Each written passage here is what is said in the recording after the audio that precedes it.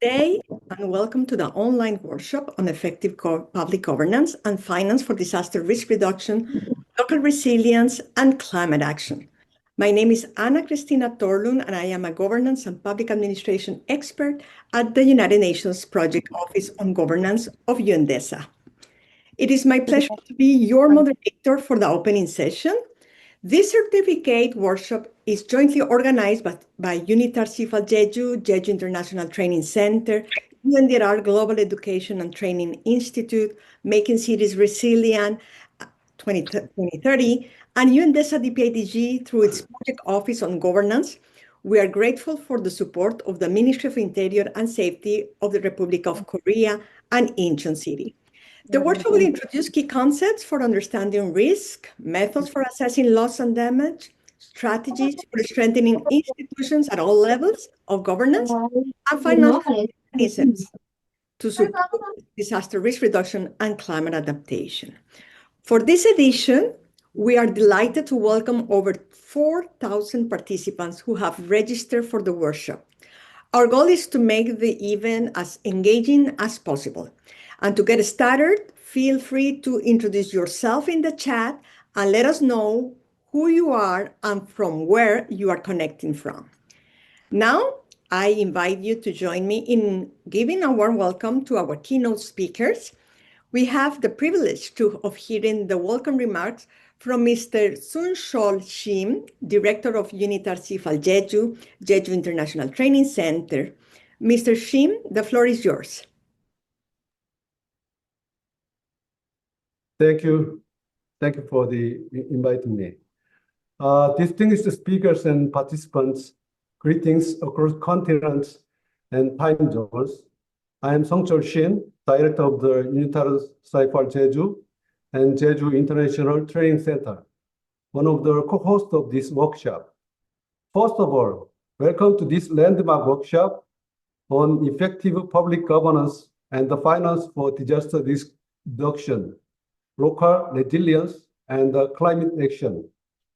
We are inspired by the overwhelming interest with over 4,000 participants joining us, a powerful reflection of a global commitment to building resilience. This high level of engagement underscores the international community's keen interest in the crucial topic of the disaster risk reduction, local resilience, and climate action. I would like to extend my sincere gratitude to our two distinguished co-hosting UN agencies, the UN Project Office on Governance of the UN Department of Economic and Social Affairs, UN Disaster Risk Reduction Office for Northeast, and Global Education and Training Institute. Their dedicated efforts have made this capacity development workshop possible. I am deeply convinced that our enduring collaboration and shared dedication to strengthening local resilience will continue to serve as a cornerstone in our efforts of disaster risk reduction efforts in this region. We gather at history's most crucial turning point. The climate crisis confronts us not as a distant possibility, but as an urgent call to action. Rising temperature and intensifying disaster eliminate our path forward. We must forge resilience. Risk-informed governance. This is more than governmental responsibility. It is our duty to future generations. Climate impacts strike a vulnerable community hardest, where disasters amplify existing inequalities and threaten to erase a decade of sustainable development progress. Yet, within this urgent challenge lies powerful opportunity to fundamentally transform our governance systems, planning approaches, and resilience investment.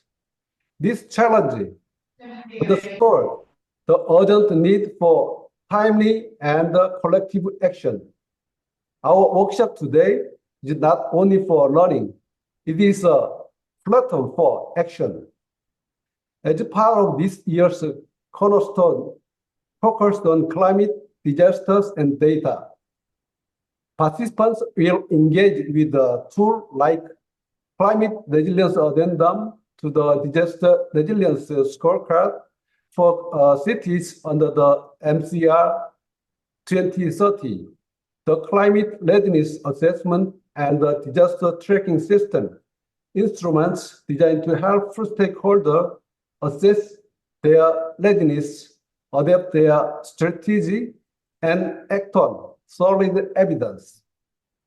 The workshop will also explore recent global progress in establishing mechanisms to help developing countries address climate-induced loss and damage, including Santiago Network for Technical Assistance established in 2019, and the Fund for Responding to Loss and Damage created at COP27 to provide financial support to the most vulnerable nations.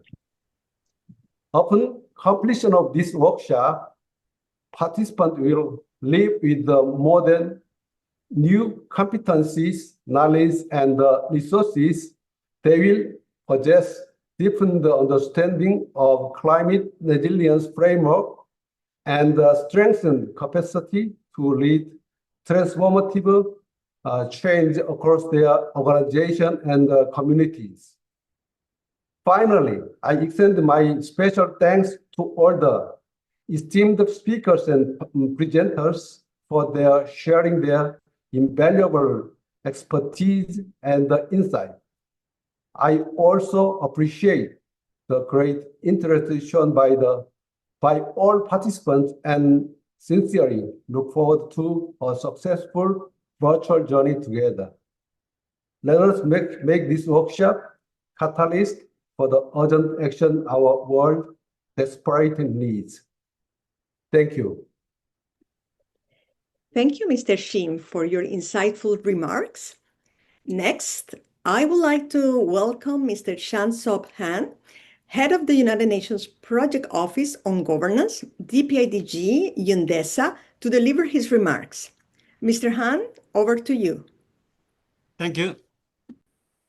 Dear Mr. Seungcheol Shin, Director of UNDRR C8 Jeju, dear Mr. Sanjay Bhatia, Head of UNDRR, ONIA and GATI, dear participants and colleagues, it is a great pleasure in welcoming you all to this important online workshop. I would like to thank the Minister of the Interior and Safety of the Republic of Korea and Incheon Metropolitan City for their support in making this event possible. We are now a decade into the implementation of the 2030 agenda, yet the latest UN report reminds us that we must act swiftly to stay on track. In the Asia-Pacific region, climate-related disasters continue to pose serious challenges. Many vulnerable communities remain invisible in the data, and progress on SDG 13 on climate action is even regressing. Just recently, the Global Platform for Disaster Risk Reduction in Geneva emphasized that reducing disaster risk is essential to addressing today's interconnected crises. DRR's proactive approach, identifying, reducing, and managing risk before they lead to disasters, helps countries minimize losses and safeguard development gains. We saw this in action recently in Switzerland, where approximately 10 billion cubic meters of ice, rock, and debris from the Bolch Glacier above Flatton collapsed in a massive landslide, burying 90% of the village. Thanks to effective early warning systems, active citizen engagement, and coordinated public services, the lives of both residents and livestock were protected. This year's high-level political forum will focus on science and evidence-based solutions to advance the 2030 agenda. Science is clear. We must urgently limit global warming to avoid the worst effects of climate change. The crossing of the 1.5 Celsius threshold in 2024, worsened by El Nino, highlights the deep links between climate change, biodiversity loss, and disaster risk. The Committee of Experts on Public Administration and the Geneva Call for DRR have both emphasized the need to break institutional silos and build institutional capacity, especially at the local level. This workshop represents a concrete step in that direction. Over the next 3 days, we'll explore how we can strengthen the governance and financing mechanisms that enable resilient, inclusive, and sustainable solutions. I'm encouraged to see so many local governments and public institutions represented here. You are on the front lines of climate adaptation and disaster response, and your role is more important than ever. On behalf of UNDRR, I thank our partners, UNDRR CIFAR Jeju and UNDRR, Onia and Katy, as well as all speakers and participants. Let's use this opportunity to learn from one another and build strong, lasting partnerships. I wish you a productive and inspiring workshop. Thank you. Thank you, Mr. Han, for your inspiring remarks. Our next speaker is Mr. Sanjaya Bhatia, Head of UN Office for Disaster Risk Reduction, Office for Northeast Asia and Global Education and Training Institute. Sanjaya, the floor is yours.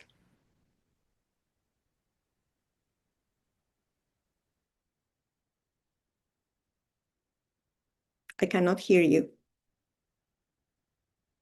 Sorry, thank you very much. And let me thank the prior speakers, Mr. Shin, Director of the CIFAL Center in Jeju, and also Mr. Han, the Head of the UN Project Office on Governance, UNPOG. Thank you to all the participants and also the supporting organizers in this workshop. Just to give you an introduction, we are the United Nations Office for Disaster Risk Reduction, which is the custodian of the Sendai Framework for DRR. And in Korea, we have the Office of Northeast Asia and the Global Education and Training Institute, which is tasked with the responsibility to train civil servants from national and local governments from around the world. We train about 1,000 plus every year and have been doing so since 2010. I'll take this opportunity to thank the Ministry of the Interior and Safety and the Incheon Metropolitan City, which have kindly hosted us and support our activities. So this workshop comes at a very timely it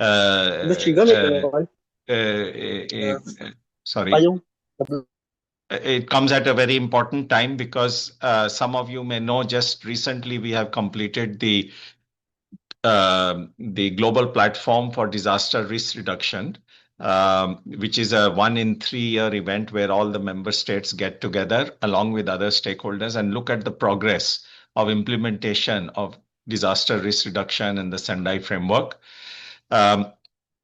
And what was found was that we have less than 5 years left for this framework to come to a close in 2030. And yet there is a lot which needs to be achieved. But the biggest gap was found at the local level. So national governments have capacity, have the technical skills to manage the work on disaster risk reduction. But at the local level, it is a big challenge. And we need national governments, we need the international organizations, we need all national institutions and all local governments and all local actors and other stakeholders to come together to ensure that disaster risk reduction, along with climate change adaptation, is properly implemented at the local level so that we will be able to achieve the sustainable development goals. So that's where the intersection of these three frameworks comes, because the main objective is to achieve the sustainable development goals, but it cannot be done without achieving the goals of the Sendai framework and the Paris Agreement. That's what we call coherence. So during this workshop, you will get an opportunity to hear more from experts from around the world on their experiences on these topics, and also looking at how to finance, because finance has been identified as a key gap in implementation of all three frameworks. So use this opportunity to exchange notes, exchange cases, exchange experiences with more than 1,000 participants who are joining, but also ask questions and try to adopt or adapt some of the solutions which are presented to you. So with this, again, I thank all the people who have helped to make this event possible, and look forward to a very exciting next 3 days. Thank you. Thank you, Sanjaya, for your inspiring remarks. And now please join me in giving a round of applause to all our keynote speakers. Thank you to everyone. Now it is the time for our group photo. For those who would like to, and it is not too early in your time zone, please turn on your cameras and share your wonderful smiles. We will take a moment to capture everyone since we are such a big group. So please turn on your cameras now. Thank you.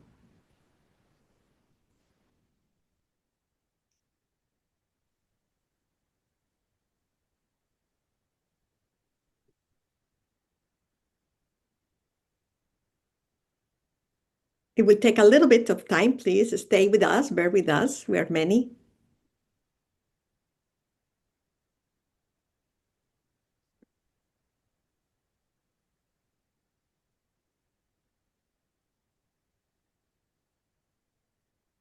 I will now would like to give the floor to Jeonju Grace Lee, Program Officer at UNDRR CIFAL Jeju, Jeju International Training Center, who will provide an overview of the workshop. Grace, over to you.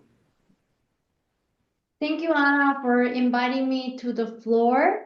I would first like to say it's a great honor to meet everyone in this 2025 Disaster Risk Reduction Workshop this year as well.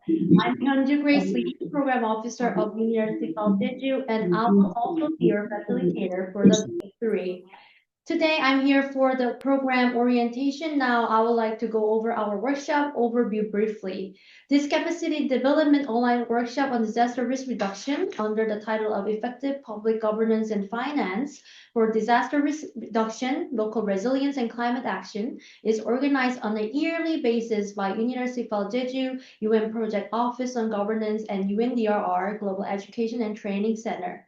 This year, the program is focused on concepts and tools to help ensure effective governance, disaster-related data management, planning and finance mobilization for local level disaster risk reduction, resilience, and climate action. By focusing on these objectives, at the end of the workshop, we hope you will have enhanced understanding and implementation of disaster risk reduction and climate resilience by promoting the localization of the Sendai framework, MDR 2022, and integration of data-driven approaches. It also seeks to improve knowledge of climate governance and risk finance for resilience and practical information and data tools for addressing loss and damage, while strengthening policy coordination and institutional capacity. In the interest of time, I will not go through every single lines of objectives and expected outcome, but however, it'll be a good start if you could refer to details at your convenience. The workshop will be comprised of a diverse variety of sessions, including lectures, Q&As, quizzes, and other interactive activities. As you can see in the table, there are 3 thematic sessions on separate days. Day 1 will explore key concepts and issues related to disaster risk reduction and climate resilience. Day 2, effective governance and institutional arrangements for synergistic climate action, resilience, and sustainable development. And lastly, Day 3 on financing and implementation instruments for disaster risk reduction, climate resilience, and addressing loss and damage. Each of these thematic sessions will be led and coordinated by one partner organization with support from the others. Now, please allow me to provide an overview of the demographics of registered participants as of June 10th. This year, we have also seen a dramatic increase in the numbers. We received 3,877 participants from 149 countries. As you can see in the pie chart, there are large portions in countries such as the Philippines, almost 1/5 of the participants, followed by Nepal, India, Pakistan, Afghanistan, Nigeria, and Bangladesh, Kenya, and Indonesia, and so on. Next, about the gender, we are having gender ratio of 41% female to 58% male. Regarding organizational affiliation, 33% of the total participants are government officials, followed by 22% from NGOs, 21% from academia, and 12% from the private sector. The remaining participants represent international organizations, UN bodies, and regional organizations. We are UNDRR CIFAL Jeju. UNDRR stands for United Nations Institute for Training and Research. CIFAL Jeju is one of the 33 UNDRR regional training centers globally, and its main mission is to facilitate measurable knowledge and skills for more effective sustainable development at the local level. Mr. Songcheol Shin, the former Consul General in Hamburg and Ambassador to Turkmenistan, is the one who heads this organization. Our second host organization is the United Nations Project Office on Governance, which is an integral part of the Division for Public Institutions and Digital Government, UNDRR. The office was inaugurated in 2016. Its mandate is to assist member states in fostering effective, innovative, and citizen-centered public governance to translate the SDGs into strategies and programs at the country level. The leadership of the UNPOG rests with Mr. Chang Seok-han, previous Vice Minister at the Ministry of the Interior and Safety of the Republic of Korea. The third co-hosting UN agency is the UNDRR Office for Northeast Asia and Global Education and Training Institute, which was established in 2010 to develop a new cadre of professionals in disaster risk reduction and climate change adaptation to build disaster resilient societies. UNDRR ONEA and Getty is led by Mr. Sanjaya Bhatia, the former head of the International Recovery Platform. We will now proceed to the housekeeping announcements. First, we kindly ask all participants to keep their microphones muted when not speaking. This will help maintain a focused and respectful learning environment for all. As we are operating under Zoom capacity limitations, today's session is being also broadcast through both Zoom and YouTube. For those joining us via YouTube, we ask you to kindly complete the attendance check for each day through the Google form, which link will be shared in the chat regularly. To assist us with the accurate verification, please make sure to use the same name and email address you used during the Zoom registration. If you happen to submit the form more than once, please be assured that the most recent submission will be considered. We would like to emphasize that your presence is expected throughout all sessions, regardless of whether an attendance check is submitted. Additionally, we request that all participants rename themselves to include their full name and organization for easier identification. Your active engagement is highly encouraged, particularly during interactive elements such as quiz sessions. Lastly, we welcome your questions and invite you to share them in the chat window. This will be addressed after each presentation during the Q&A segment.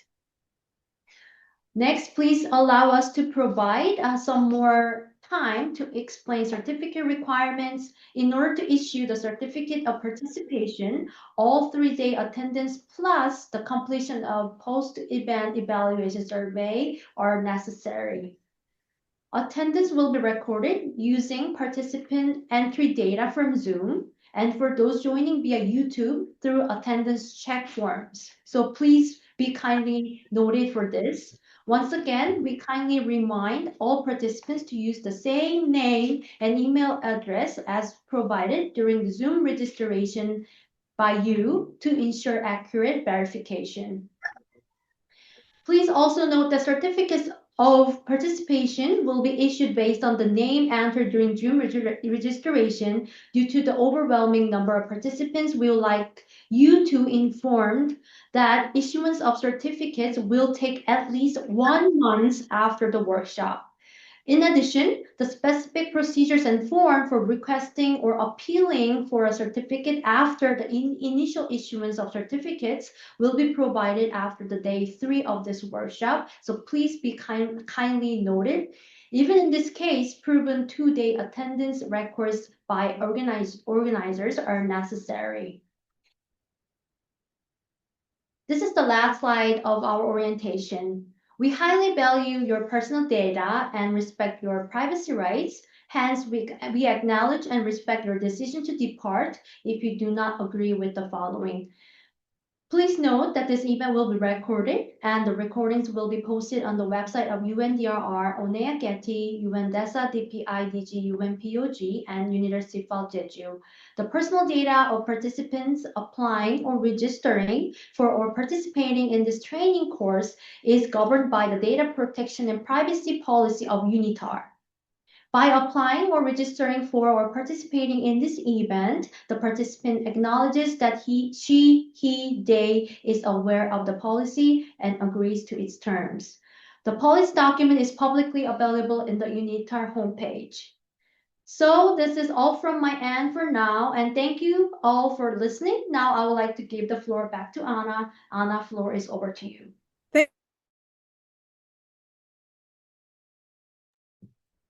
You are muted.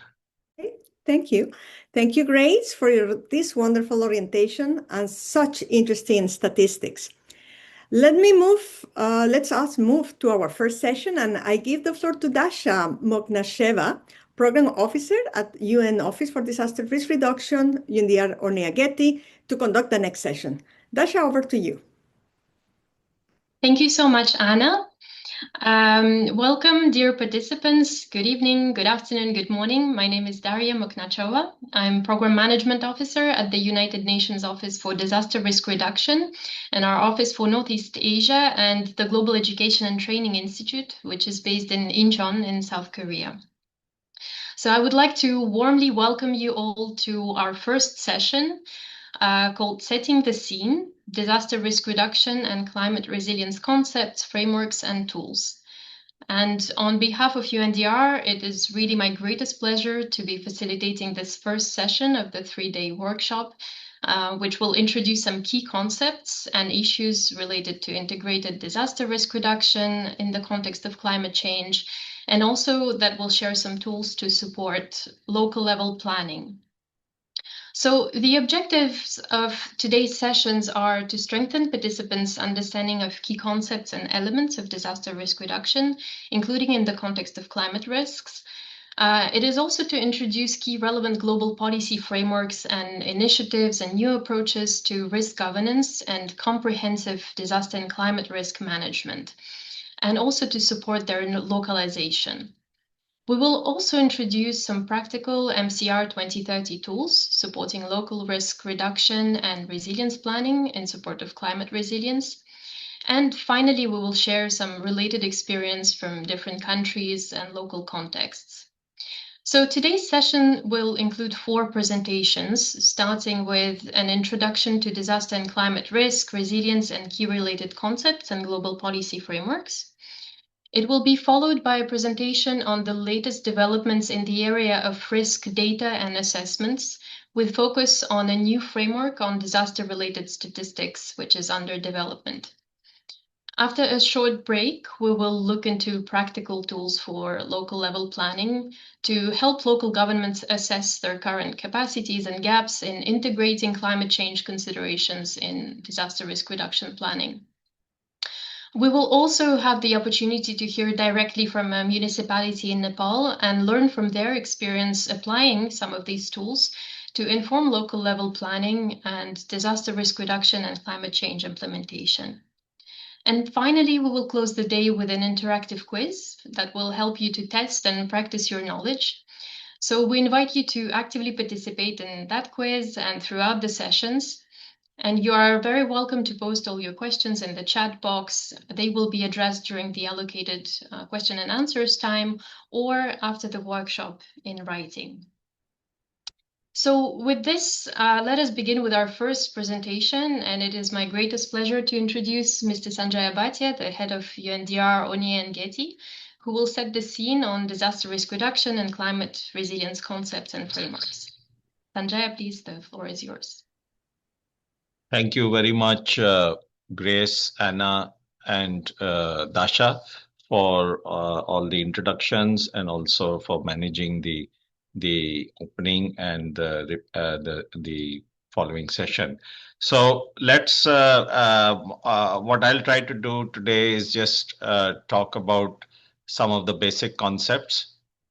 And let me just share with you my screen. So I think you can see it now. So I'm just going to cover some of the basic concepts, some of the trends, and also look at some good cases from around the world where the integration of DRR, disaster risk reduction, climate change adaptation, and climate action, and the concepts of resilience all have been integrated in a coherent approach. And as I mentioned earlier, that's what we call coherence. So first, to make sure that everyone is on the same page, we look at disaster risk. And here we see a simple explanation of what are the factors which are important for disaster risk. So here there is a hill, there is a rock on the top which can fall down, right?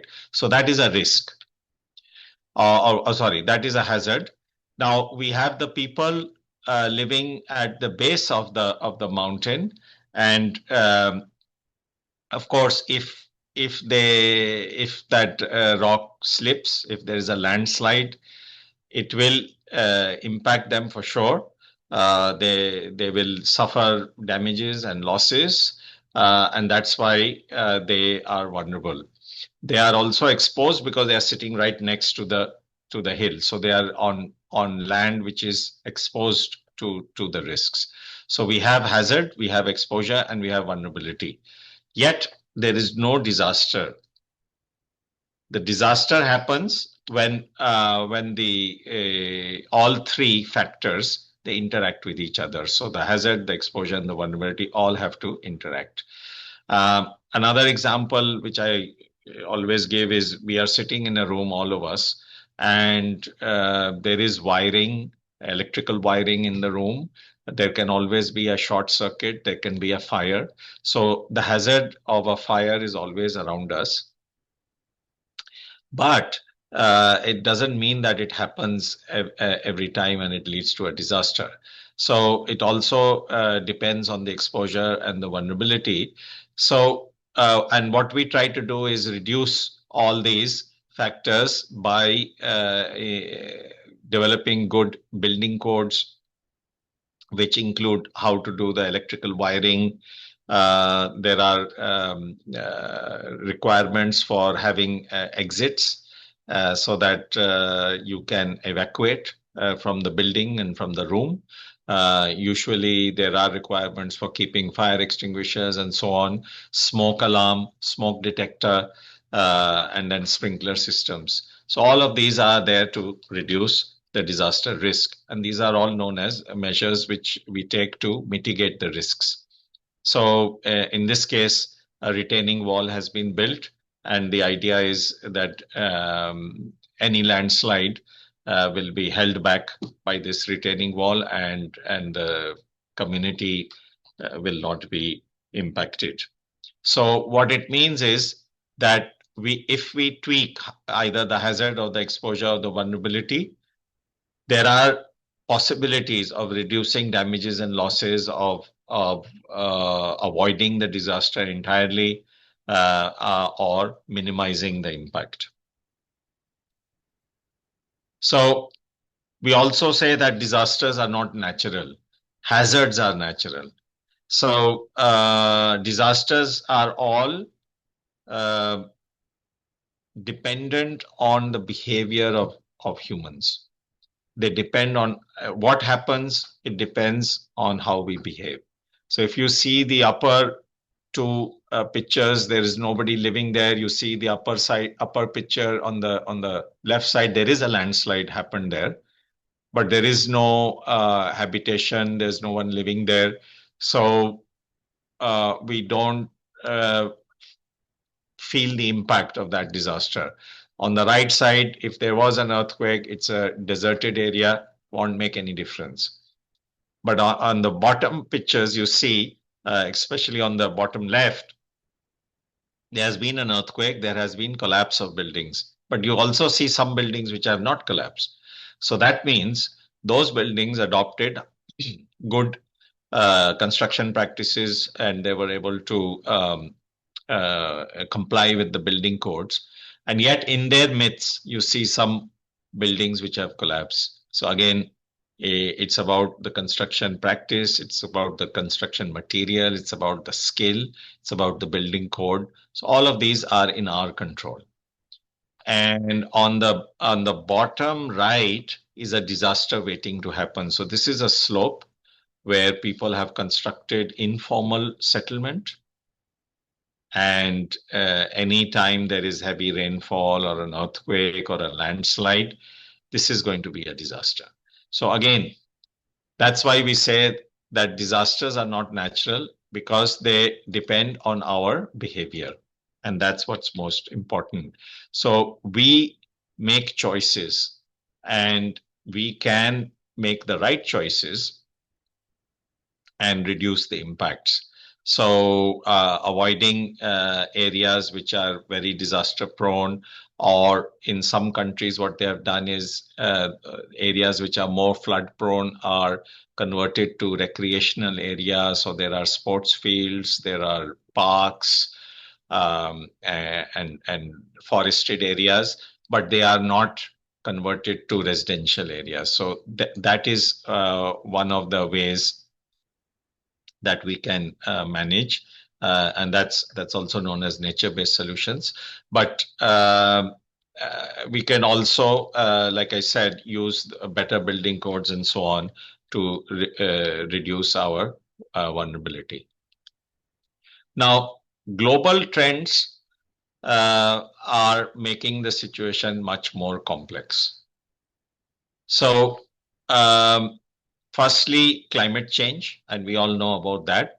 The temperature is changing, the climate is changing, and as a result, the frequency and intensity of hydrometeorological events, meaning those related to water or lack of water and wind, these are going to become more frequent and more extreme. At the same time, we see around the world there's a scarcity of resources, there's degradation of land, there is unchecked urbanization. So you'll ask, how does this impact? So this impacts because it affects the underlying drivers of risk.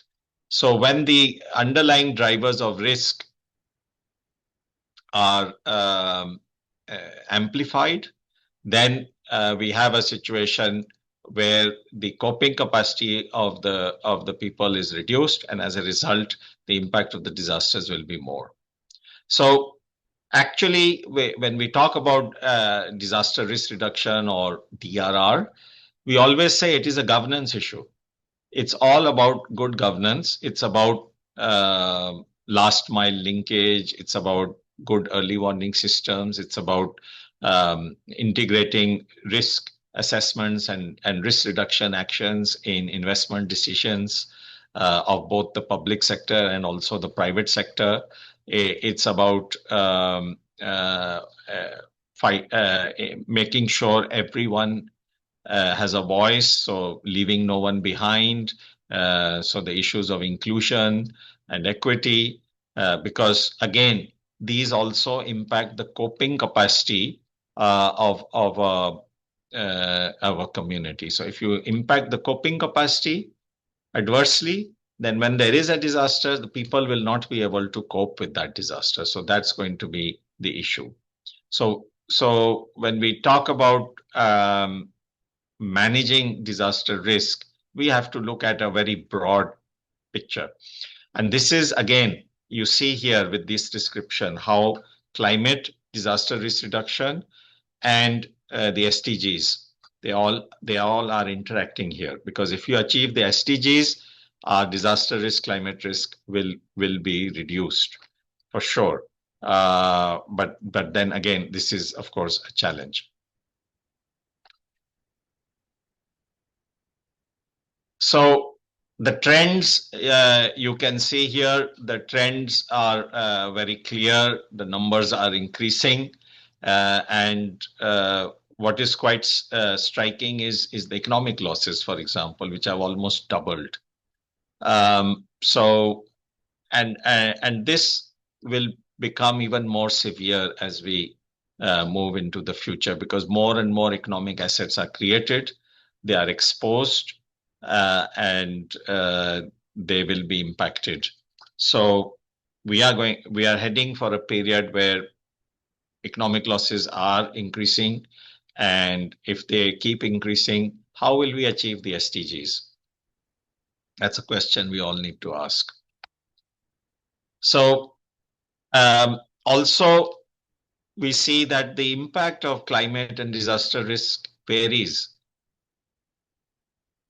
with country and with the level of economic development and economic capacity. So here you see that the high income countries, they have the capacity, the coping capacity to manage the risk or to manage the loss. The upper middle income countries can manage, but they have to sacrifice some of the development. But for the low middle income and low income countries, you can see that they are not in a position to manage the losses, and this keeps pushing them backwards from what they are trying to achieve. So again, we need to see and understand that disasters are impacting different people differently around the world, and some of the challenges are being amplified by these disaster risks. And that's why, again, it's important to address the risks through various measures. So how do we do it? One is, of course, the Sendai framework, and I think all of you know about it. It's a 15-year non-binding agreement with 4 priorities for action. Now we are in 2025. This agreement ends in 2030. along with the Agenda 2030 and the Paris Agreement.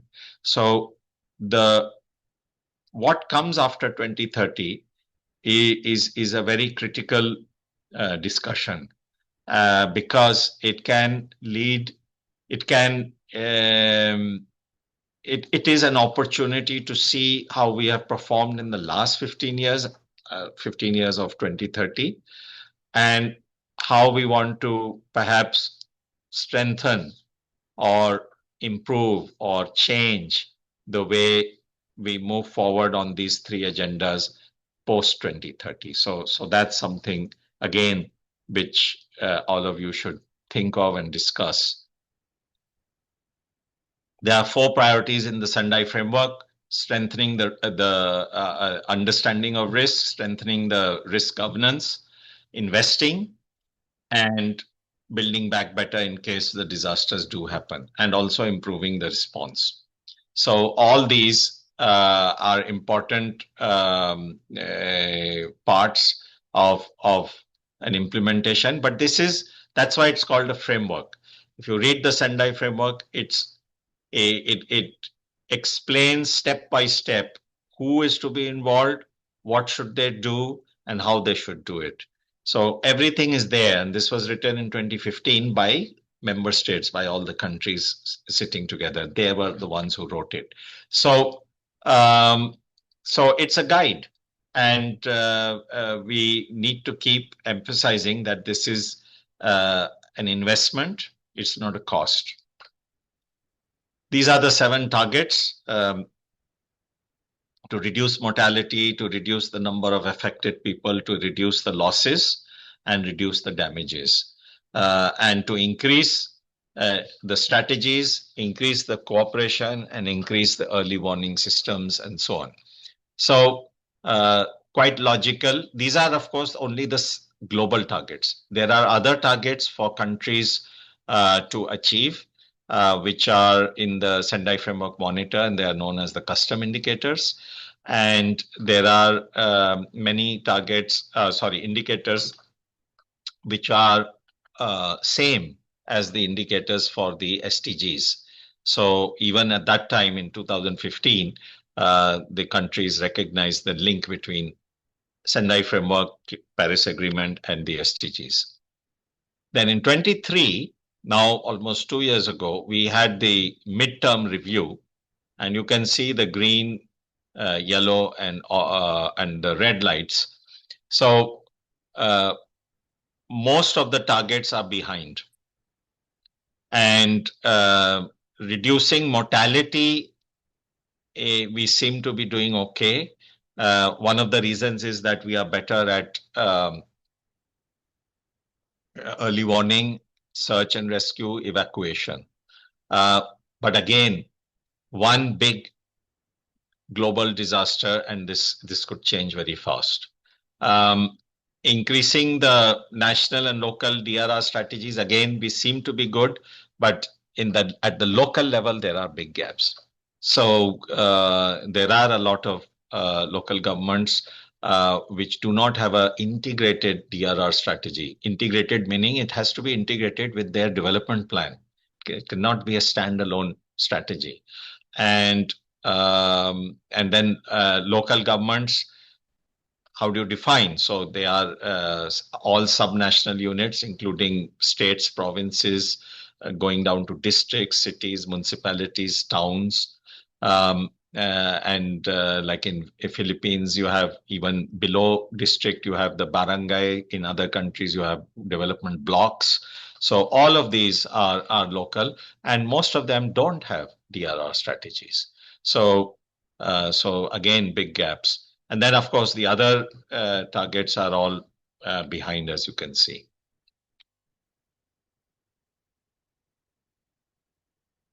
So looking now at some examples, firstly, about how to integrate DRR and climate change adaptation. So here you see kind of a Venn diagram with the climate adaptation on one side and the DRR on the right side. And you can see that there is an intersection. there is a commonality, and there are some differences also. So we'll go through some of these. But most important is that when we talk about climate change adaptation, we are talking about slow onset disasters, as opposed to DRR, where every kind of sudden but also slow onset is also considered.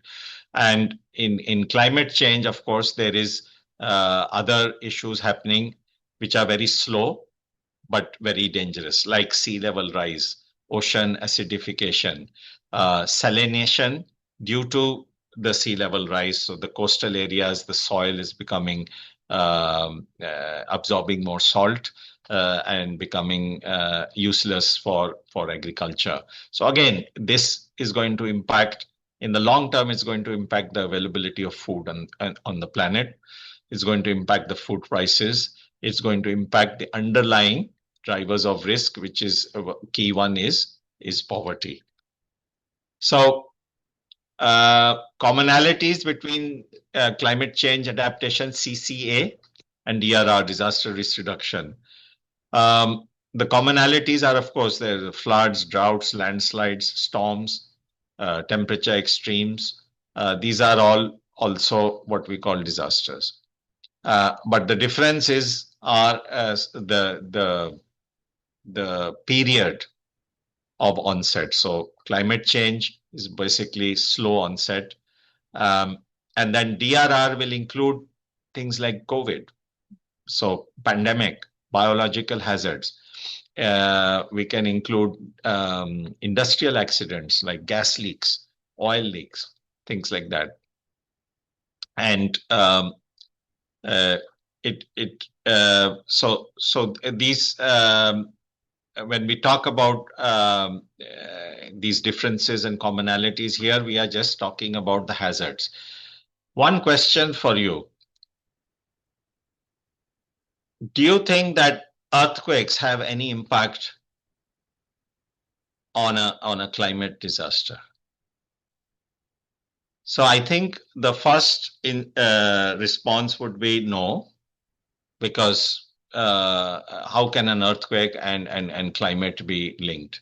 But then go back to what I said earlier about underlying drivers of risk. So can climate change impact underlying drivers of risk? Remember, we talked about a reduction of land available for agriculture, which means increase in food prices, which means increasing poverty, which means less coping capacity. And then that area gets impacted by a earthquake. So yes, there is an interlink. There's no cause and effect, but there is an interlink between these two, and they do impact each other. Then when we look at risk, again, we already discussed the timescales are different between CCA and DRR. And commonalities, of course, are the concepts of resilience, the uncertainty, the need to deal with risks. So what we suggest as UNDRR, but also all other organizations are also saying this same thing. And now we will look at some examples where countries have also understood this. Because unfortunately, in the negotiations, of course, there are two separate agreements for the what we call the Paris Agreement and the Sendai Framework. But their implementation has to be integrated. They have to work together. And that's what we call comprehensive risk management. So bringing together CCA, DRR, climate risk, disaster risk, everything together so that the country has one approach to dealing with this. And let's look at some of the examples. Okay, so first the recommendations. We need to have joint decision-making processes. So you'll see in the examples, there are some. We need to ensure that the science, the data, everything is available. And when we talk about knowledge for climate, even the indigenous knowledge is sometimes very helpful, because how a river behaves over time, the local communities know better than others. So that knowledge, of course, with proper validation, but it should also be considered. And then the coordination and collaboration is very important, meaning between the different departments at the local level, but also at the national level, and also between the national and the local. So different departments have to work together. It's not work of only the civil defense. It's not the work of only the emergency response. It's a development activity. And that's why it's very important. Like in this workshop, we have the DRR people, we have the CIFAL Center, but we have also the people dealing with the SDGs all together. So that's the kind of collaboration that is also needed at the government level. And then looking at a systems approach, meaning everything has to be resilient. We can't say, okay, our roads are resilient, so we are fine. No. The power system is resilient, so we are fine. No. Everything, all systems, water, school, access to health facilities, sanitation programs, everything, agriculture, fisheries, everything has to be resilient. So we do have a technical guidance on comprehensive risk assessment and planning, and this is the link. I'll share the PowerPoint with all of you just after I complete, but this is the link, and you can download freely and read the guidance, but also it's filled with lots of examples from around the world, and I'll talk about a few of these examples now. One example is from Nepal, where they have a system of local disaster and climate resilient plans. So the local governments have been asked to develop these comprehensive plans. So it brings together the disaster risk and the climate risk, and it's a bottom-up approach. So again, the role of the national governments vis-a-vis local governments is to provide the tools, to provide the training, provide the technical support, and sometimes to provide the data. But after that, it should be the local governments which develop the plans, and then again the federal government can help them in the implementation of those plans. Another example from Namibia, where what they did was they adopted a single strategy for mainstreaming DRR and climate change adaptation into development planning. So here it brings together the Sendai Framework, the Paris Agreement, and the Agenda 2030. Complete coherence. Very good example. And they did this in spite of having two different ministries dealing with it. So one was the Ministry of Interior dealing with the disaster risk management, and the Ministry of Environment responsible for the climate risk. But they worked together to bring one strategy and policy. So that is that's a good practice which other national governments but also local governments can follow. I think this is one of the examples I like the most. This is from Colombia. So you see the Paris Agreement on the left side, you see the Sendai Framework on the right side, and you see the lines, the dotted lines, which bring together.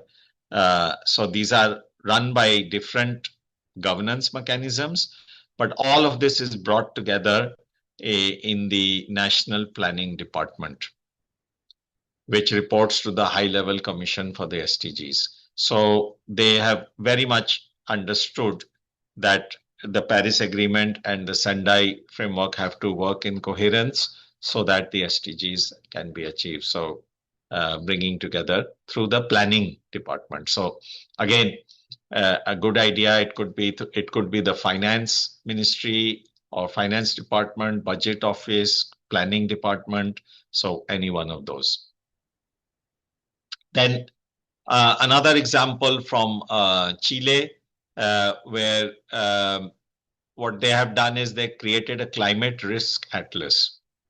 So it's a multi-sectoral assessment. So multi-sectoral meaning it covers all kinds of, so it will cover infrastructure, it will cover health sector, it will cover education, it will cover agriculture, everything all consolidated in one climate risk atlas. And it also looks at the vulnerability through the socio-economic data, so poverty and other data. And what it does is it provides sector-specific risk assessments, which can be used by the departments when planning their development interventions, their projects. And it was built from publicly available information. So a lot of information is already available. It's just about putting it together. And one good practice I've seen in some countries is engaging with the youth and empowering them to do these innovative solutions using what is already available. So that is something for you to think about in your governments and local governments. And then Madagascar did a risk assessment in their national adaptation planning process. And what they did was they used that risk assessment to develop a number of outputs. First was the NAP. It was also used to develop 35 municipal land use planning schemes, resulting in 35 adaptation projects. It resulted in a national climate change policy. It resulted in sector policies for education, health, and so on. And all of this was integrated into by the Ministry of Economy and Budget, so the Finance Ministry. So again, a very good example of bringing all this together. Why we bring it all together is because firstly, of course, they are interrelated, but also it saves your resources in the government.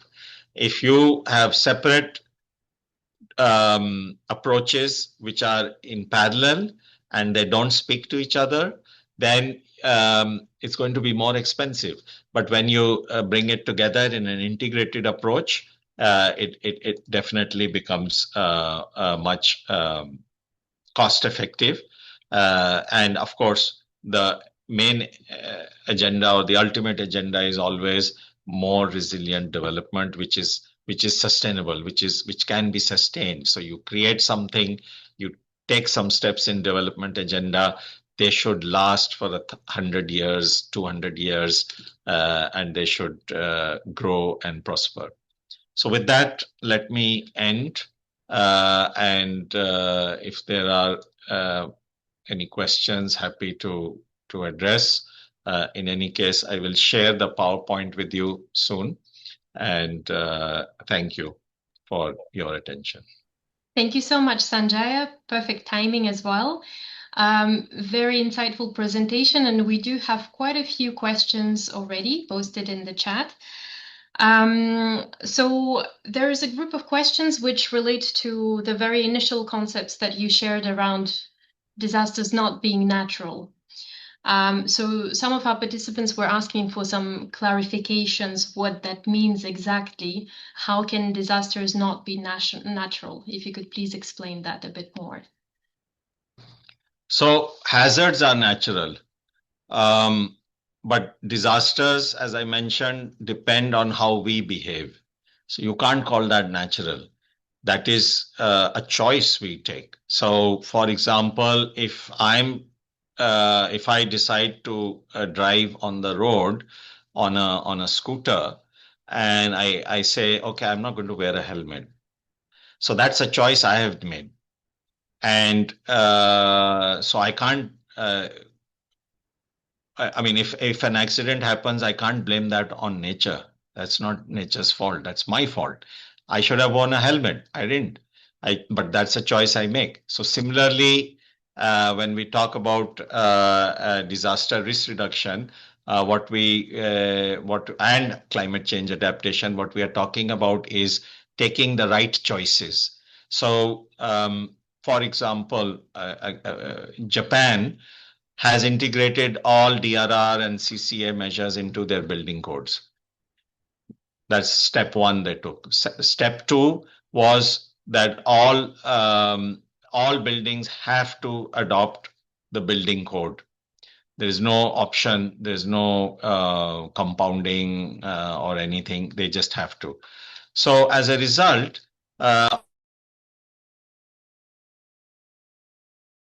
sorry. You're muted. Oh yeah. Was I muted throughout? No, just the last second. Oh, something happened. Okay. As a So result. yeah, so the Japan example. So then, so as a result, because the DRR components are integrated into the building code and the building code is compulsory, there are no exemptions. So their buildings are able to shake, but they never fall, they never break.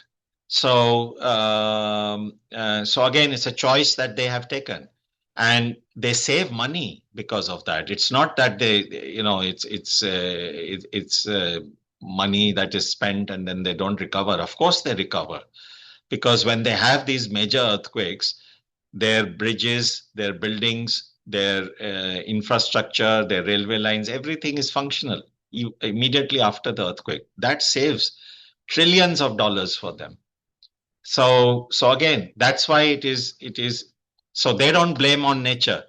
They know that their decisions, the decisions they take and the choices they make, they are very, very important, and then they do that. So that's why we say not natural, because we can't keep blaming everything on nature. We need to own up our responsibilities and take measures to fix those things. So on a related note, there's actually a very interesting question, I believe, from a Southeast Asian country, where the participant shared that in law, we have the term act of God. Is this term have something similar with disaster risk? And with your legal background, perhaps you could address that question. So, yeah, in legal contracts, you have act of force majeure or act of God to say that, okay, you know, the contract becomes void when something like this happens. That's okay for a commercial transaction, but when you're talking about lives and property, you can't take you know, recourse to that. I mean, suppose government said, okay, you know, this port, which was the lifeline of our country, has been, which was worth $10 billion, has been destroyed by a cyclone, but it's an act of God. We can't do anything. Sorry. Let's manage without the port. So that's not an acceptable answer. It won't be accepted by anyone. So, so yeah, so the so act of God, yes, for legal contracts, but this is not a legal contract. These are lives, these are damages, these are losses of infrastructure. So this is beyond legal contracts. Thank you, Sanjay. So perhaps also showing the need to update some of the legal terminology globally. There's a group of questions on national building codes. Very interesting topic. So with the current climate change trends, is it now necessary to revise provisions in national building codes to align with these changes? And perhaps you could provide also some examples of different aspects of building codes for flood hazards specifically. Okay, so yes, building codes have to continually evolve. And because the science evolves, the data is, you know, we have more and more data, we analyze the data and we have more technical upgrades, we have more inputs, and also, of course, the science changes, the building materials might change, the building practices change, the kind of steel that we use changes, the kind of cement we use changes. So we need to have the building codes also updated regularly, and that's one of the best practices to update them regularly. And as I mentioned, in Japan, earlier also I mentioned, what they do after any major disaster, they do have a look at the buildings and they try to see what worked and what failed, and then they suggest changes to the building code, and then they ask all over the country the local governments to enforce the revised building code. So there are certain changes, and just those changes are implemented. So that's known as retrofitting. But then there's a direction to all building owners. You need to retrofit this part of the code. It's not very frequent, of course, but it does happen quite regularly. So that's something that all governments should adopt. And for flood risk, well, there are so many things, but for any risk, but especially for flood risk, the most important is the risk assessment. So when you are investing in a new project, have you done a flood risk assessment? And then in that, have you looked at what are the alternatives? So for example, if you are looking at the floodplain of a river and you want to establish an electricity transformer there, so you've done a risk assessment, you know this river floods once every 2 years or maybe every year, and do you still want to build the transformer there? Do you want to relocate it? Or maybe there is no option. There are some communities living there and you want to provide them electricity, so you have to build it there. So then you look at, what is the average flood levels and build higher than that. So raise the plinth level.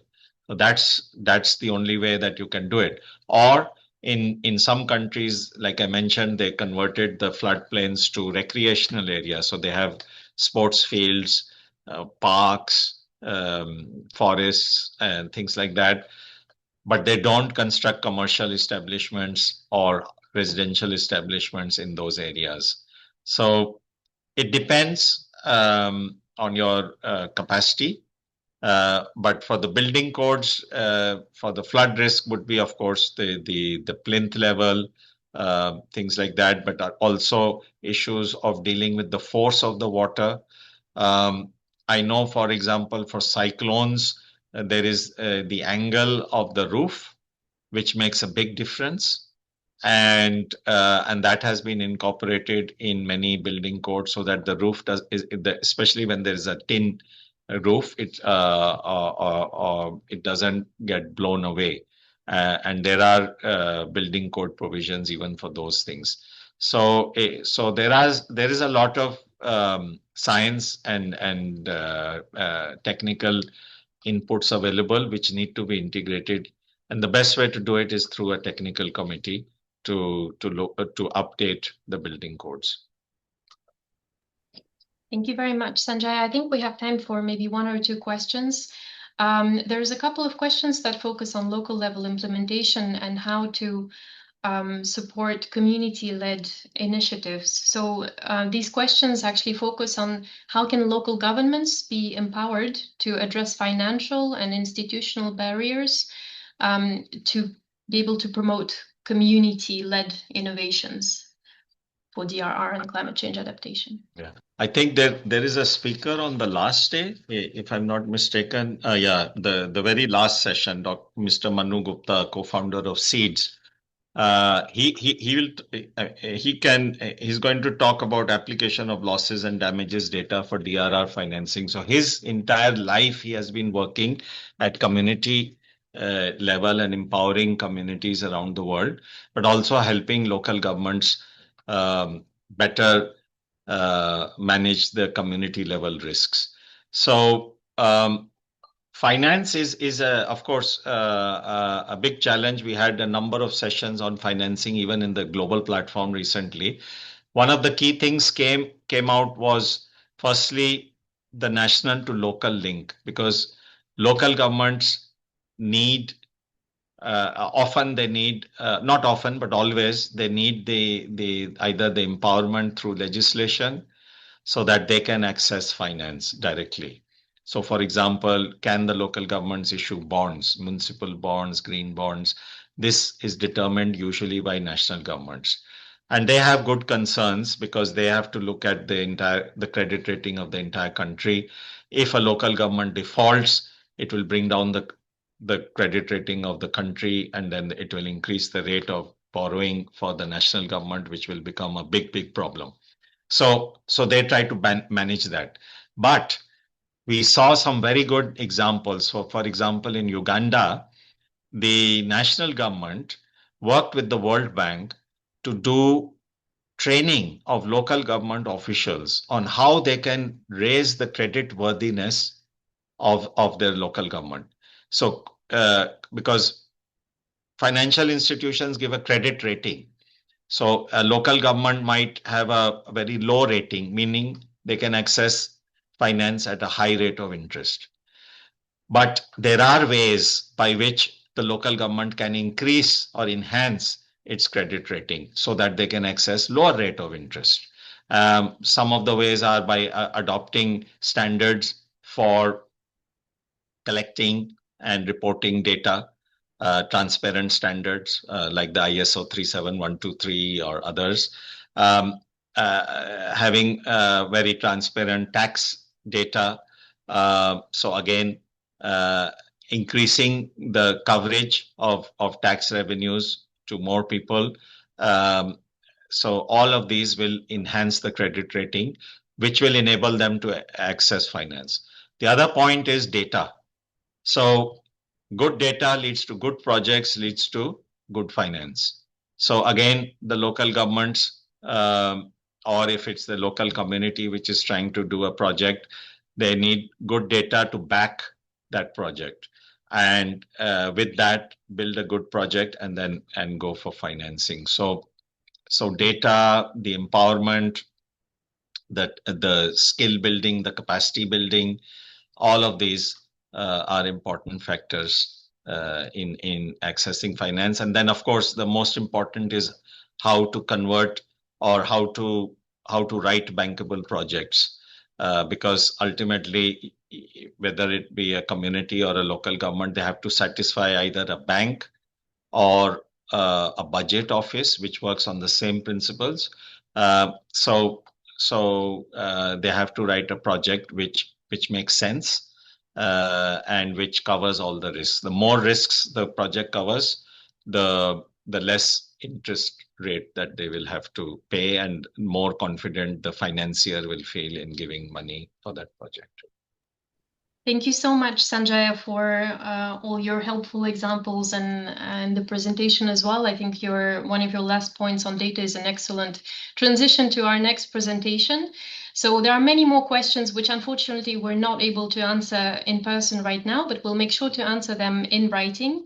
There were a few that focused on information on implementation of the Sendai framework in specific countries. So we also invite you to check the website of the midterm review of the Sendai framework, where countries have submitted voluntary reports, as well as the Sendai framework monitor, which we will hear more about in a second. So with this, I would like to really thank Sanjaya for his excellent presentation and also thank the audience for your very active participation. Please continue to stay active. And we are moving to our second presentation of the day. So I'm really pleased to introduce my colleague, Xuan Che, who's an expert statistician working at our office, the UNDRR office in Bonn. And he will introduce us to the most recent developments towards a common framework for disaster-related statistics. Xuan, the floor is yours. Thank you. Thank you, Daria, and thank you, Mr. Sanjaya Bhatia, for your excellent presentation on illustrating the importance of understanding the risk and the complex dynamic between disaster risk reduction and climate change adaptation. My name is Xuan Che. I am the principal statistician working in the UNDRR Bonn office, and I'm happy to continue this presentation to talk about the second part of this understanding of risk, basically how do we measure them and how do we quantify it into numbers. So let me try to share my presentation.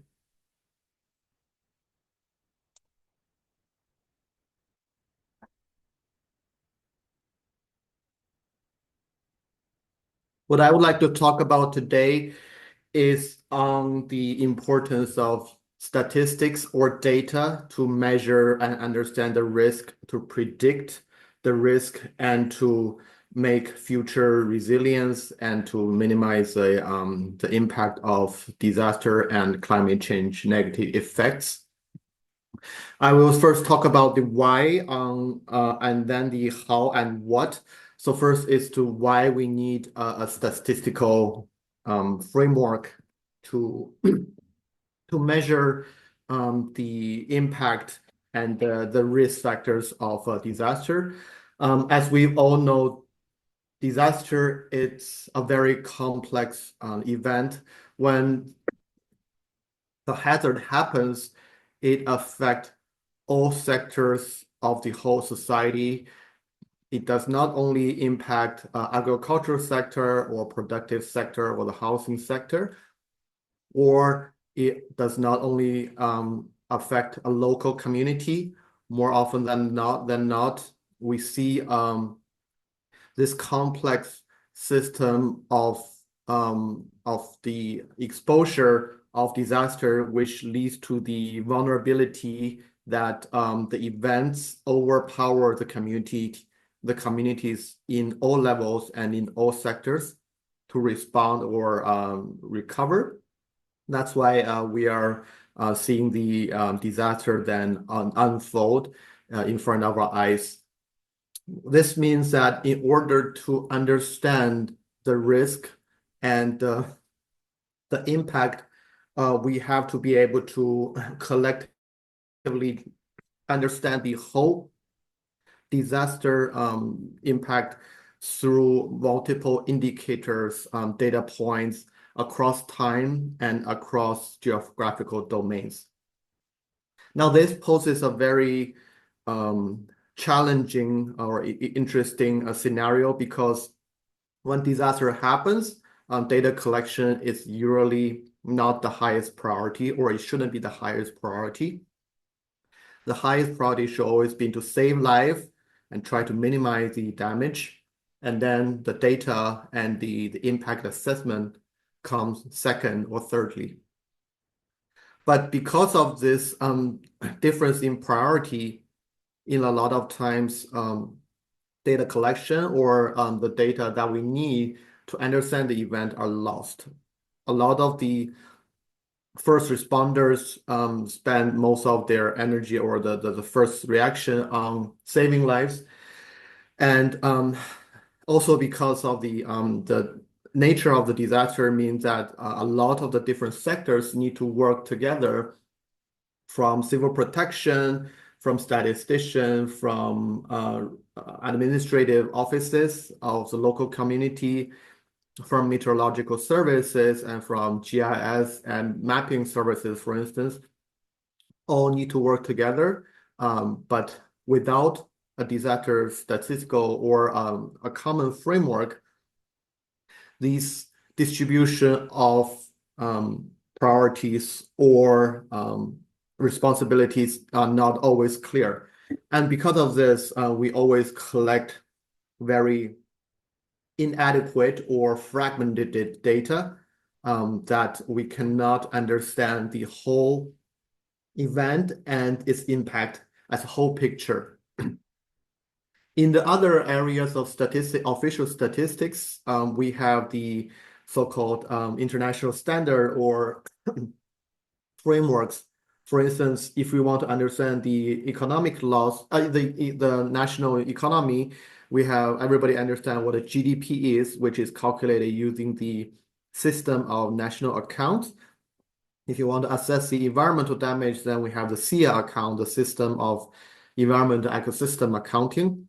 But for disaster statistics, we now do not yet have accounting or international framework to capture the whole spectrum of the data that we need to collect. That is why we are working, the UNDRR is working with a group of international organizations, national parties, and experts in the effort to create what we call the Disaster-Related Statistics Global Common Framework. This was mandated by the General Assembly of the United Nations, and it's under current development since 2018 to create an internationally comparable and recognizable common framework so that all the different responsibilities of producing and using disaster-related statistics are clear. It has come a long way since 2017. Since 2021, each year we hosted the Global Forum of Disaster-Related Statistics to advance this framework. And we also host regular meetings among the core members and core groups of the interagency expert group of disaster-related statistics, trying to advance the methodology and the framework drafting of this global framework. That the plan is currently to have the framework ready by sometime later this year, so that in March next year we will try to submit this common framework to the Statistical Commission of the United Nations, which is the highest body of the statistical organizing and convening entities of the world, so that this framework on disaster statistics will be discussed and hopefully get adopted by member state. So the framework in a nutshell include a concept framework, key definitions, type of disaster-related statistics, including the risk, exposure, vulnerability, and coping capacity measurements. It also discuss on what and how to capture and monitor event-specific statistics and the multiple expenditure accountings of the DRR expenditure accounts. We are currently in the drafting phase of this conceptual framework. So UNDRR is a core member of this drafting team, together with UNESCAP, the Statistic Division, which is based in Bangkok, and also the UNECE, United Kingdom, UNECA based in Addis, ACLAC in Santiago, and ASQA in Beirut. So all the regional economic commissions and the Statistic Division of the United Nations are working together to finalize and complete this framework. As part of the international statistical framework, a process that has to go through before the adoption of the framework is to what we call the global consultation. So this is a process of putting forward our proposal of the framework to the global audience, to every member state and expert, so that expert and member states can have ample time to review, read, and provide their input criticism to the framework. So this is currently planned to be conducted in this summer of 2025. The next step after the global consultation of the disaster-related statistics framework is to finalize it, at the 5th Global Expert Forum, which is planned in October 2025. And most importantly, this expert forum will invite not only DRR expert, but also expert from the climate, statistics, and the GIS domains to comment and review the framework together. So this is a conceptual outline of what the disaster-related statistics framework look like. As we all know that the hazardous event happens, and it will became a disaster if the event triggers the exposure and the vulnerability that exceed the local community's capacity to cope with the event. So this is a definition based on the Sendai framework. And the framework of the statistic will cover this whole chain of event from when hazard manifest, and we're introducing the hazard information profile of the HIPS to cover the different type of hazard, to the exposure, the vulnerability of local community, and their coping capacities. These measurement and the tracking will be measured. And of course, after it was proclaimed to be a disaster, then we're talking about the impact of the disaster or the damage, the loss, and the additional cost. These are the terminology that the framework will use. Some other practitioner might call it differently. For instance, a common terminology will be called direct or indirect loss, such as damage will be considered direct loss, and loss will be called indirect impact. Also in PDNA, ADALA, a lot of the time they were referred to as asset loss and the flow loss. But these are quite equivalent terms, and the global framework is trying to make a clear international standardization of how different impacts should be categorized and measured.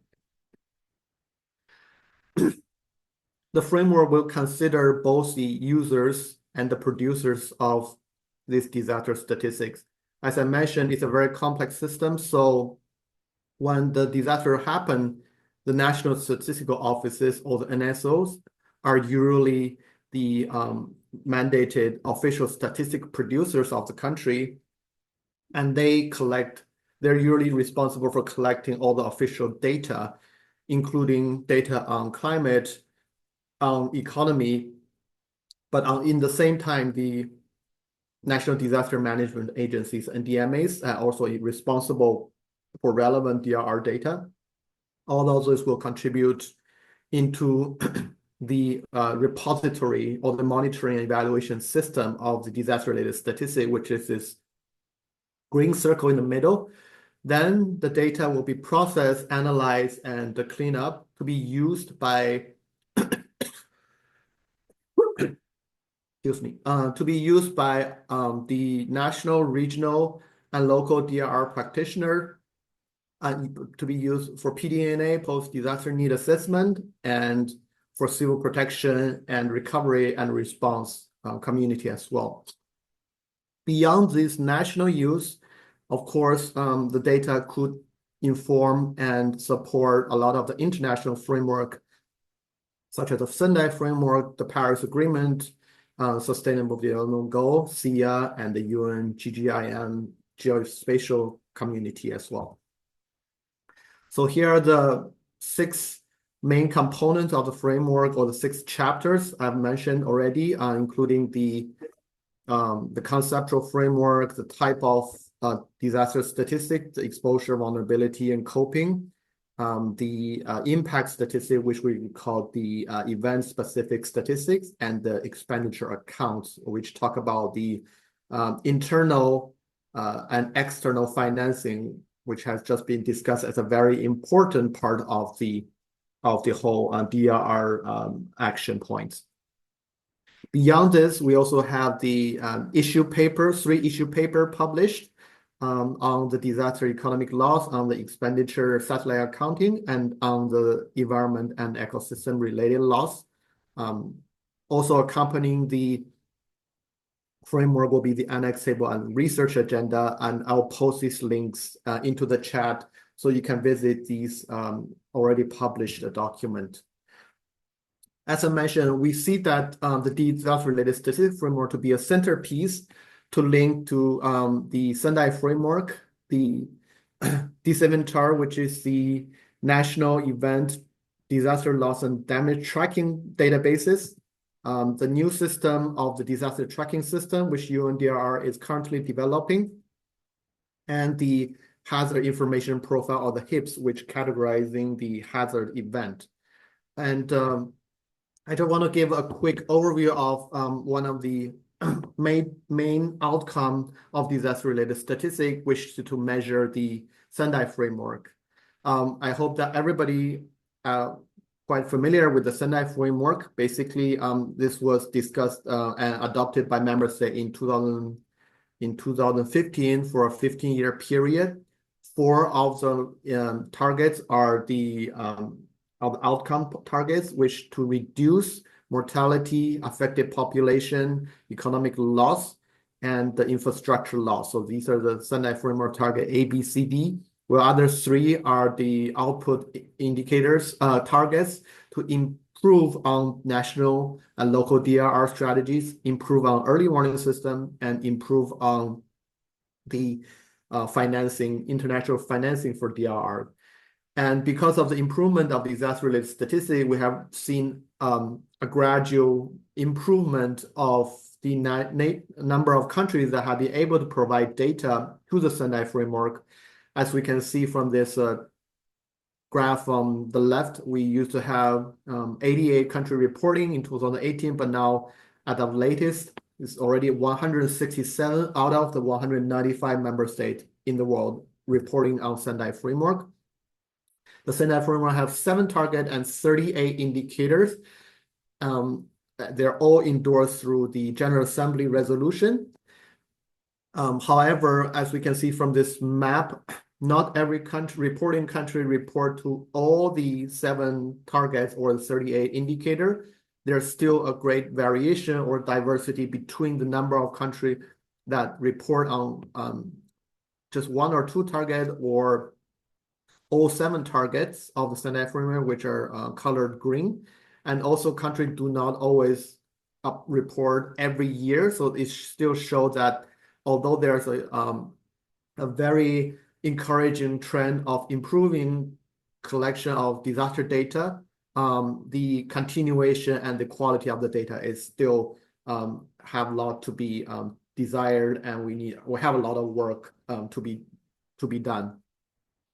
The Sendai framework is also empowering the SDG agenda in the sense that we have 12 indicators from the Sendai framework, which are directly the SDG indicator. So in this sense, countries do not need to report twice, once to Sendai and once to SDG.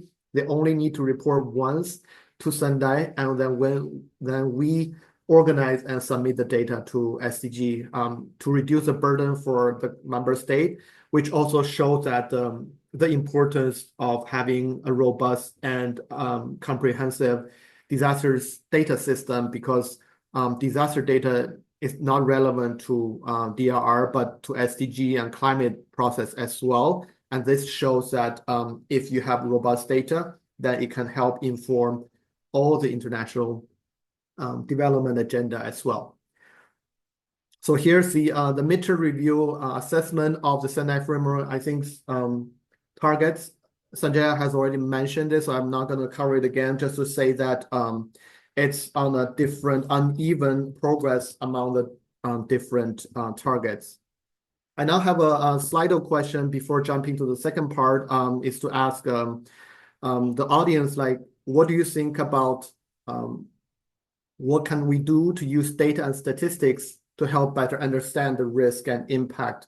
So if you have your mobile phone, you can use this your camera to scan this QR code and to put in a word cloud of what do you think of the most important use of data and statistics. I'll just leave this for 15 seconds for you to scan and type your answer, and then we can maybe go to the Slido to see what are the answers.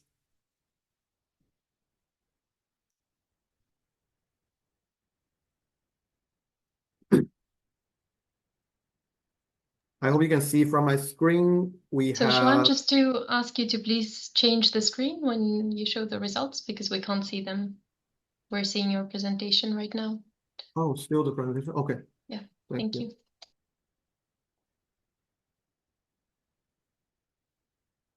Can you see it now? Yes. Okay, great. Thank you. So we have seen tracking, trend analysis, baseline. This is very important, and to have a baseline, the quality of the data, vulnerabilities of the data, readiness, risk assessment, forecasting and prediction. That's an important part, of course, and the model, the historical data to understand the future. These are all important answers. In the interest of time, let me just go back to my presentation, and please feel free to keep populating this word cloud so we can have a good understanding from all our audiences.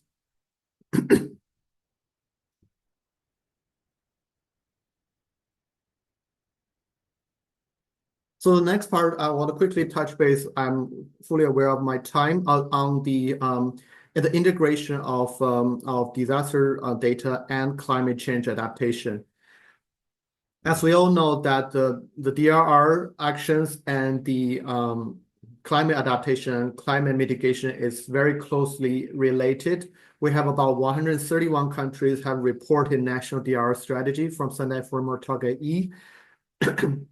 And among the global countries, only 60 of them have reported have a national adaptation plan. So we can clearly see there's a discrepancy between the countries that have NAPs and the countries that have DRR plans. Here, the map shows that if the color is red, then they have neither. If it's dark blue, then the country have both national adaptation plans and DRR plans. And the light blue shows that only DRR plan and no NAP. So we can see that in some regions and continent, there's still a lot of the country who only have one or of the two or neither, that the coherence and the integration of both NAPs and DRR is still not achieved globally as a result. When we talk about the difference and the commonality between climate change adaptation and DRR, we know that there's a lot of commonalities, as Sanjay had mentioned also earlier, and both address, for instance, climate change and hazard risks. Both share the concerns about the impact, and they both share about the risk and the resilience, and of course the impact on the society and the environment. But they are still different in between these two domains. DRR is mainly focused on rapid onset event and extreme event, when climate change adaptation includes slow onset event as well. And some of the disasters are not climate related. That poses a challenge that we have a lack of agreement on what are the attributions and the adaptation for climate change. And the methodological difficulty between the two expert domains still remains a challenge. And eventually, finally, the data can inform each other. For instance, we are currently working on integrating the Sendai Framework indicator into the global goal on adaptation indicators. So although this challenge persists, there's a lot of coherence and synergy we see between these two domains. Talking about the global goal on adaptation, we're currently working with the UNFCCC, the Climate Summit, and the Climate Secretary of the United Nations to incorporate Sendai Framework Monitor into these 11 different targets of the global goal of climate change adaptation, including water, food, health, ecosystem, infrastructure, poverty, eradication, housing, and cultural heritage. And there's also 4 implementation targets on the vulnerability planning, implementation, and monitoring and evaluation. And finally, another quick point to mention is the disaster-related statistic will also inform on the loss and damage tracking. The UNDRR have maintained this system called the DISinventory, which collects data from about more than 113 countries on event-specific disaggregated data. So these are data recorded by event, location by location, and on the granular level distributed by, for instance, gender, age, income level, and age group. So improved disaster-related statistic can also improve the disaster loss and damage tracking, and to inform better understanding on the vulnerability, the damage, and what the future plan should be enforced on. I'll skip these impacted slides. One last thing to mention is that disaster-related statistics will also feed into the improvement of early warning system. We have seen through multiple use cases and examples that early warning system, if they're set up adequately and comprehensively, could really save lives. Just a few minutes or seconds of early warning really make a difference to reduce mortality and affected population and infrastructure as well. And we have used the disaster data to publish Secretary General's report on multiple years. And I invite all the audience to look at this global status report on Malta has an early warning system, which we'll share the link in the chat to see how these disaster-related statistical framework can help improve the early warning system. I'll stop here and thank you for your attention. And I'm sure there might be some questions. I'm happy to answer. Thank you. Excellent. Thank you so much, Juan. Very insightful presentation and covering so many different important areas of data collection. I think with the last slide, you actually answered one of the earlier questions we had about the role of the Sendai framework in enabling early warning systems.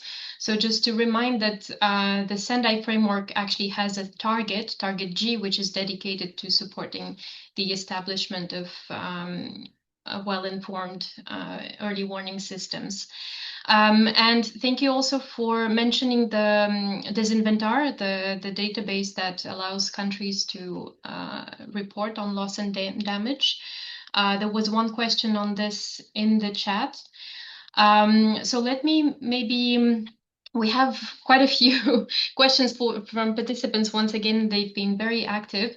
So let me maybe group a few. There are a few that are related to whether there are common data collection templates for disaster risk reduction and climate change adaptation at national, provincial, and local levels.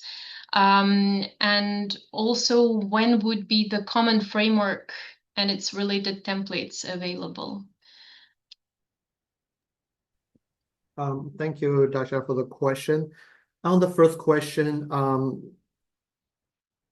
we recognize that the Sendai framework is a global monitoring tool to assess and to evaluate the global effort and the impact on disaster. But it's also, at the end of the day, not something that should be servicing the UN or from the global perspective. The hope is that by improving on the national capacity and to improve on the statistical institutional arrangement and the framework on disaster-related statistics, the national, local, and community level can benefit from these global target because it provided like the most basic profile and the features of the disaster impact. This is why also the disaster-related statistical framework come into very important play because without the framework and without the international standard and without a global indicator, then it's difficult to compile a meaningful indicator of database or indicator to be measured and to be able to be compared across different regions or the countries. We still advocate, for instance, for the custom indicators based on the local realizations. But the hope is that a global monitoring system will help the producers at the community level to better understand their own vulnerability and their capacity. Now, with regard to the framework, when it will be available, soon, that'll be my quick answer. We'll try to conduct the global consultation, which will be an open call for comment to all the interested organization and the stakeholders. That is currently scheduled as summer of 2025. So if you're interested, I recommend you to reach out to your national disaster management offices, or you can reach out to us directly too, and we'll be happy to share more information when the framework will be ready for commenting. Thank you. Thank you, Xuan. There's a couple of more technical questions. One of them is how do we overcome the challenge of non-existent baseline data in disaster-affected areas? And maybe a follow-up question on what would be the recommended frequency for data collection to facilitate DRR at local level? That's a very interesting question on the baseline. So for two of the Sendai framework target A on mortality and target B on affected population, the Sendai framework aimed to reduce the mortality and affected population from the baseline, which is the pre-Sendai before 2015 period. So in that regard, we recommend the DMAs and the data submitters to provide baseline of what the original mortality looks like. But the baseline or the historical data is always challenging, and not all countries or provider will be able to provide the data. But encouragingly, we can show that for mortality, compared to the baseline, which is from 2005 to 2014, the current decade from 2015 to 2024, we have seen a reduction of mortality by about 50%. So only half of the mortality rate is currently experiencing from the baseline. So that's a very good indication of actually all the effort is making effect, is working.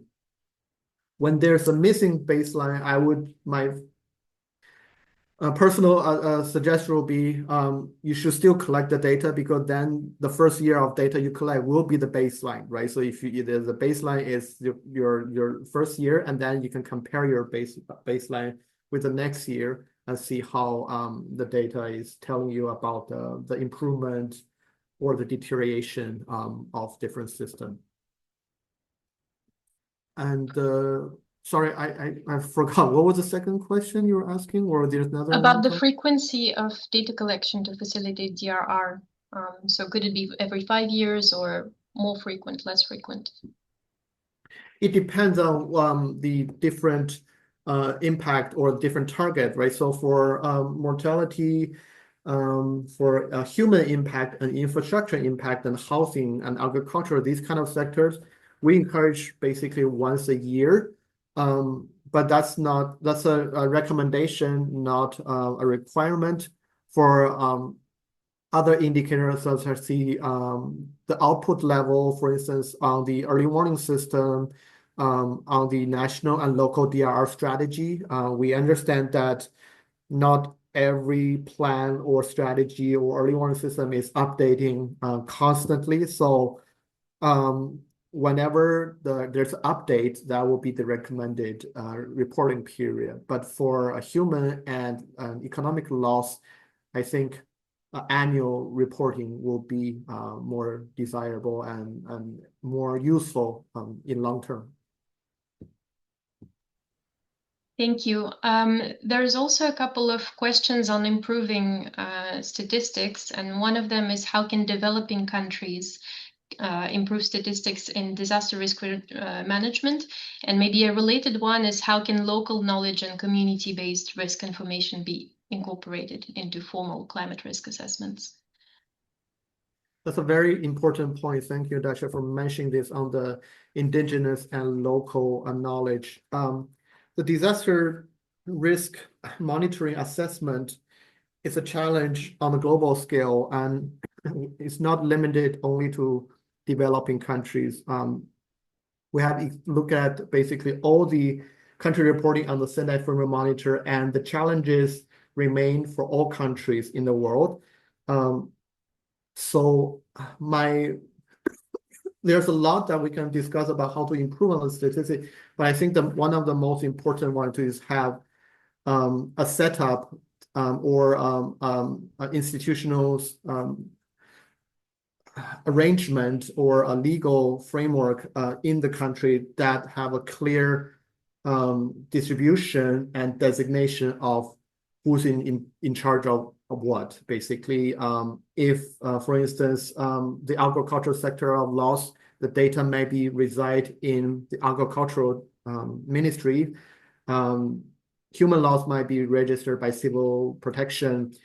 And a lot of the times, the data, we have seen that the data do exist. The responsible line ministries do collect the data, but they don't share it. So that's a major issue that we've seen far too frequent, far too often, that we have very valuable, very useful data, but it sits in somebody's flash drive, and the guy never able just put it to the public domain. So I would advocate that to have the national entity to be able to smoothly and without any challenge to talk each other and to openly share this data to the public. This is one of the key, most important element of making disaster data and monitoring work for everyone. Wonderful. Thank you so much, Juan. And one last set of questions before we close this session. It focuses on the impact and the use of data. So there was one question on whether the data which is collected does assist in prevention and managing disaster risk. And if there is a way to monitor whether DRR and climate measures are actually improving resilience over time.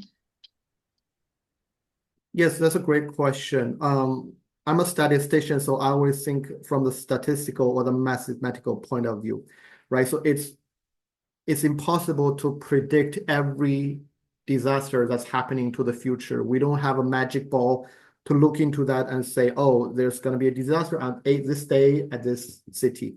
So the best we can do is learning from the probability or the statistical distribution. And what we can be informed and get the evidences from is historical data. So there's a very important lesson to learn, is that what haven't happened before is more likely to happen in the future. And geographically, we also have what we call this kind of the first law of geography, which says the things that are closer together are acting more similar to each other. So your best friends for understanding future risk is to look at the historical risk, and your best approach to prepared for the future impact is to do statistical analysis from the historical data. Thank you. Thank you so much, Juan. I think it was also a very difficult question because indeed measuring impacts of measures on resilience is a big challenge, which makes it very hard to actually measure disaster risk reduction efforts and support them. So thank you very much for this very enlightening presentation on data. So all the slides will be made available in our folders as well. We still have a few questions which we will do our best to address in writing. So we will prepare an frequently asked questions document and share with the participants online. So with this, I would like to thank Xuan for this presentation, thank our participants, and we will take a short break now, about 5 minutes. So we would like to ask you to be back in 5 minutes exactly for the second part of this session. Thank you very much.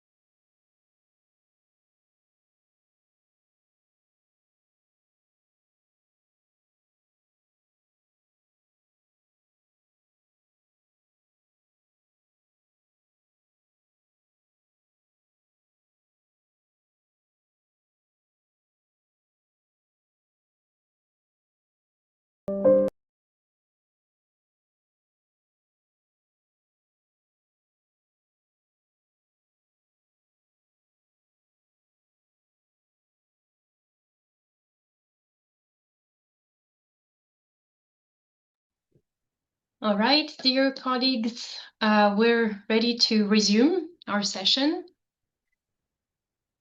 So I would like to ask you to all come back.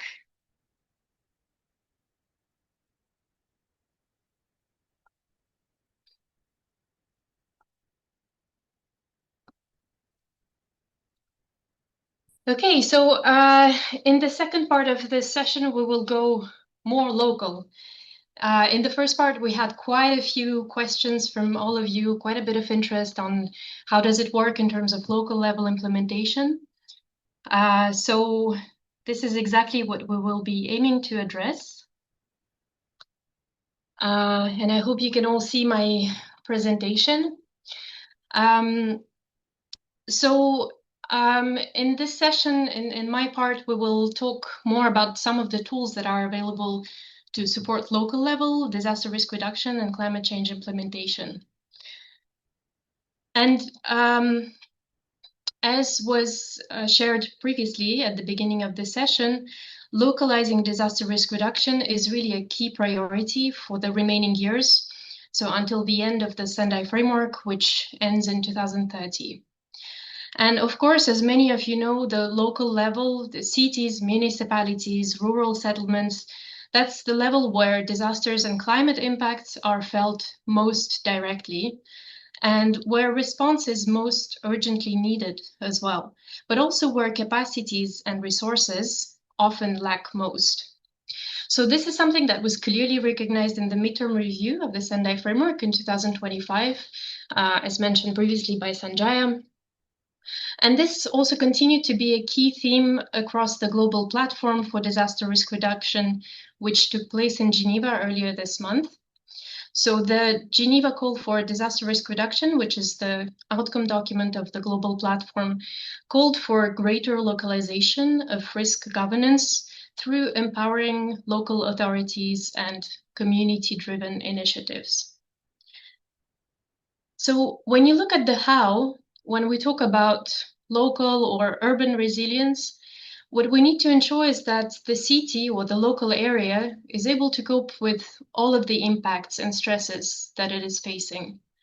And what's really important to remember is that a city acts as a system of systems composed of so many different sectors and systems and agencies, all of which are in fact interdependent. So you can think, for example, of the energy sector, transportation, healthcare system, education, all of these services that cities and local governments are meant to provide to their citizens. And a city can never be resilient if one of its sectors is not resilient. So for example, you can think of COVID-19, which clearly demonstrated this. So that started as a healthcare system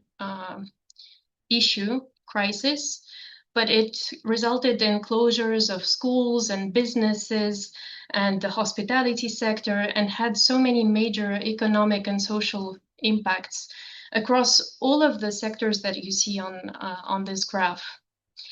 Or if you think of a situation where there are heavy floods in a country, in a city, and if the markets, for example, are flooded or the roads are flooded, all of this can have impacts on the food security, on access to hospitals, for example, access to jobs.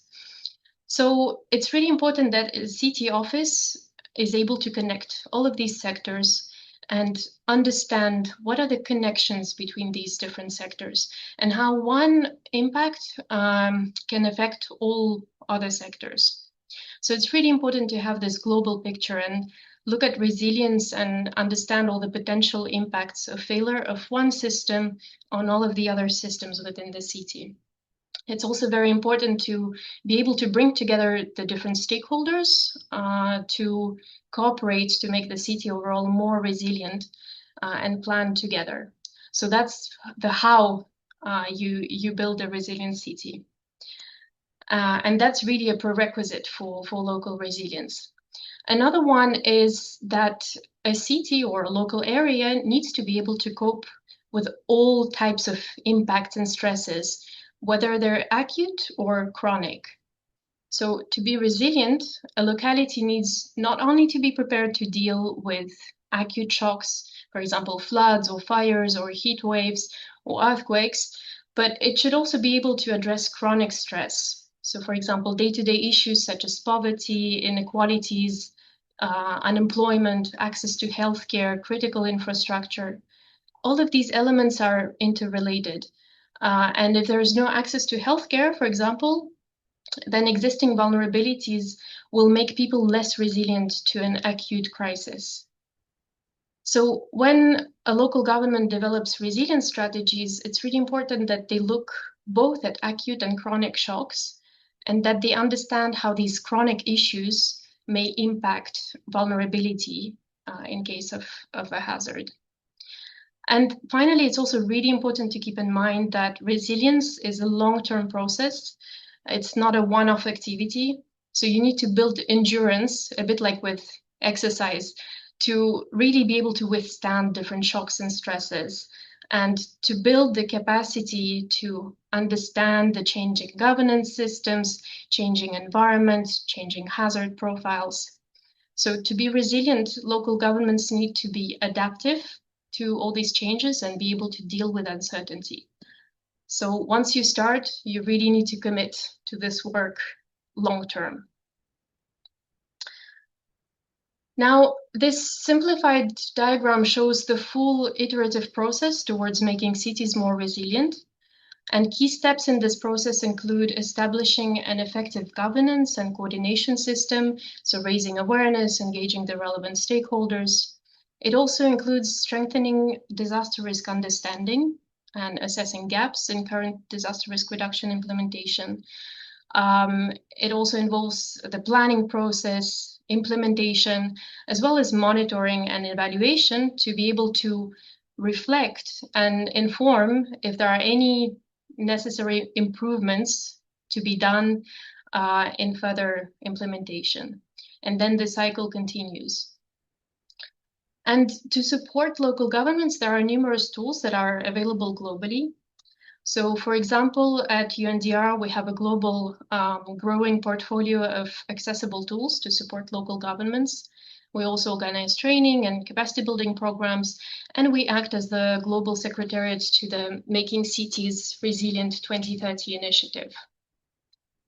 And for those of you who have been following our trainings regularly, you will remember that MCR 2030 builds upon an older campaign that was called the MCR Making Cities Resilient campaign that was advocacy oriented. And then with the move to the Decade of Action in 2021, MCR 2030 was launched to provide more concrete support to local governments to help them become more resilient. So MCR 2030 is a global partnership that provides a platform for cities and other local governments, municipalities, districts to access regional networks, tools, and specialist services across various areas of disaster risk reduction. And it aims to help them to progress along what we call a resilience roadmap, which is a pathway from less resilience towards more resilience. And it starts from maybe simple awareness raising to really increasing capacities of local governments to better assess, plan, and implement DRR measures. MCR 2030 consists of close to 1,850 cities, and it also has 11 core partners, UN agencies, global and regional development banks, international organizations, as well as regional partners and many supporting entities or specialized consultancy firms, academic research institutes. Also, national governments can join, as well as associations of municipalities. All of these actors who can support local level implementation of disaster risk reduction measures. And as part of this group of over 1,800 cities, we also have about 30 resilience hubs, as we call them. So these are, in a way, champion cities that have committed to mentoring other cities and support them on their resilience journey. And so many tools are available, as I mentioned. And again, those of you who are veterans of this annual training, you will most probably be familiar with the 10 essentials. So this is one of the key tools developed by UNDRR and its partners to help translate the Sendai framework and its principles into local level implementation.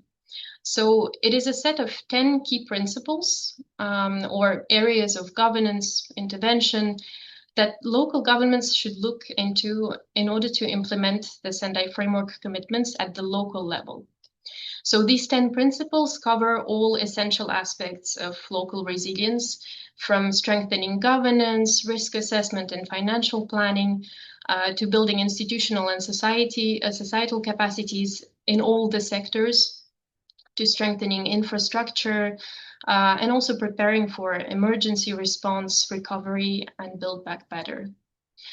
So once you've understood these 10 concepts, then it's really important to understand that disaster risk reduction is a shared responsibility. So it's very important. All of these sectors that we talk about, they're managed by different departments, by different institutions. So it's really important to engage all of these different systems and different partners, including the private sector. So for example, if the private sector provides energy to your city and they're not resilient in case of a crisis, then the city will not be resilient because they rely on this energy provision. So really, it's all about integration. Everything needs to be integrated, and you need to have this very robust, comprehensive city vision, including all of the sectors. And these 10 essentials, they form the backbone of many of the tools that we have to support local level gap assessment and planning. This is all available with more information and more detailed explanations and examples online as well, and we'll provide the links after the workshop. So the next question is, how can you start to bring together all these partners and understand where the city is standing, what's its situation in terms of implementing these 10 essentials? So the next step is resilience assessment. And this is where we have some of the tools that UNDRR and its partners use to help cities assess their resilience. So a key tool in that sense is the disaster resilience scorecard for cities.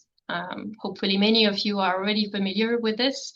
So this is a set of assessments which uses indicators that can help local governments to assess their disaster resilience and identify gaps across all of the 10 essentials, and also define some action plans or strategies to address those gaps and correct their course towards greater resilience. So the scorecard is recommended to be applied as part of a multi-stakeholder workshop, which would bring together all the key sectors and stakeholders to ensure that their knowledge and their needs are reflected in the process. So remember this concept of system of systems. And these tools have in fact been used by hundreds of cities globally to inform local disaster risk reduction planning, governance mechanisms, fundraising, and implementation.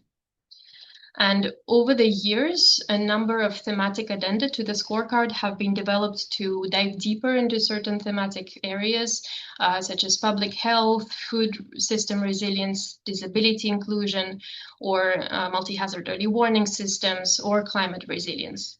So all of these tools are available for free online, and there are many tutorials and guidance materials, which is available online on the MCR 2030 website, which explains how to use them. And today, more concretely, we will introduce the climate resilience addendum to the scorecard, and we will also practice using it a bit. So the climate resilience addendum is a self-assessment tool which supports local government officials and other stakeholders in the city or locality to consider the issue of climate change alongside disaster risk reduction in local development planning and management.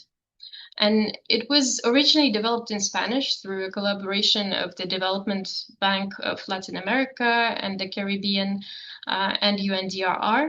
and it was finalized following a consultative review and several pilots in cities. So it's available in several languages, including Spanish.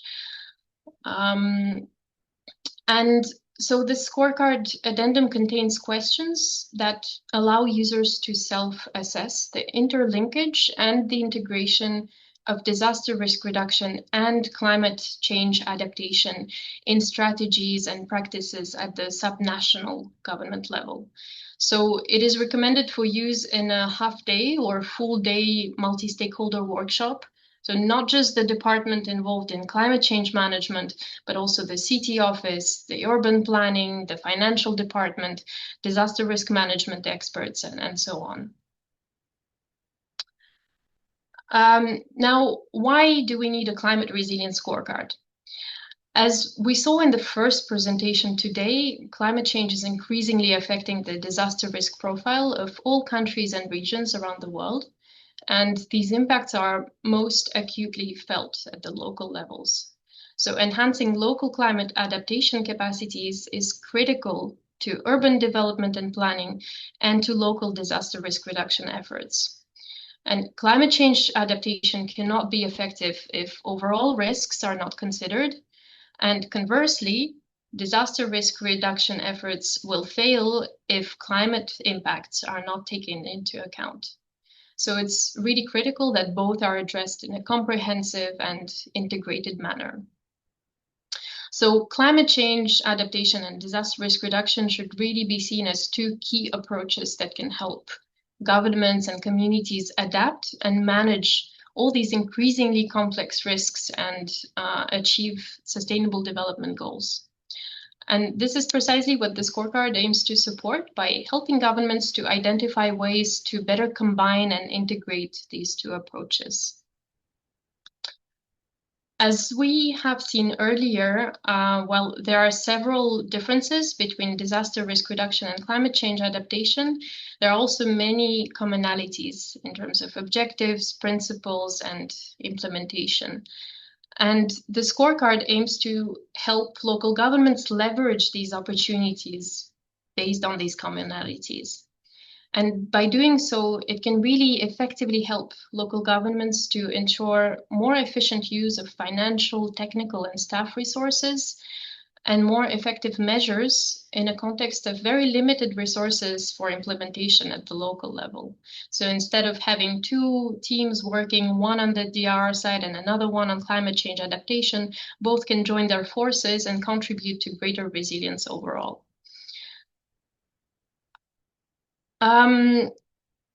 As with the main disaster resilience scorecard for cities, the climate resilience addendum consists of several questions or indicators with scores. And these questions are all aligned with the 10 essentials that we have seen earlier, but they're tailored to specific climate-related considerations. So here you can see an overview of the contents, so the structure of this addendum with all of its 25 indicators, all aligned with the 10 essentials, starting from governance structures to data for decision-making, financial capacities, and financial planning to address climate change adaptation and DRR, urban development, nature-based solutions, institutional and societal capacity, infrastructure resilience.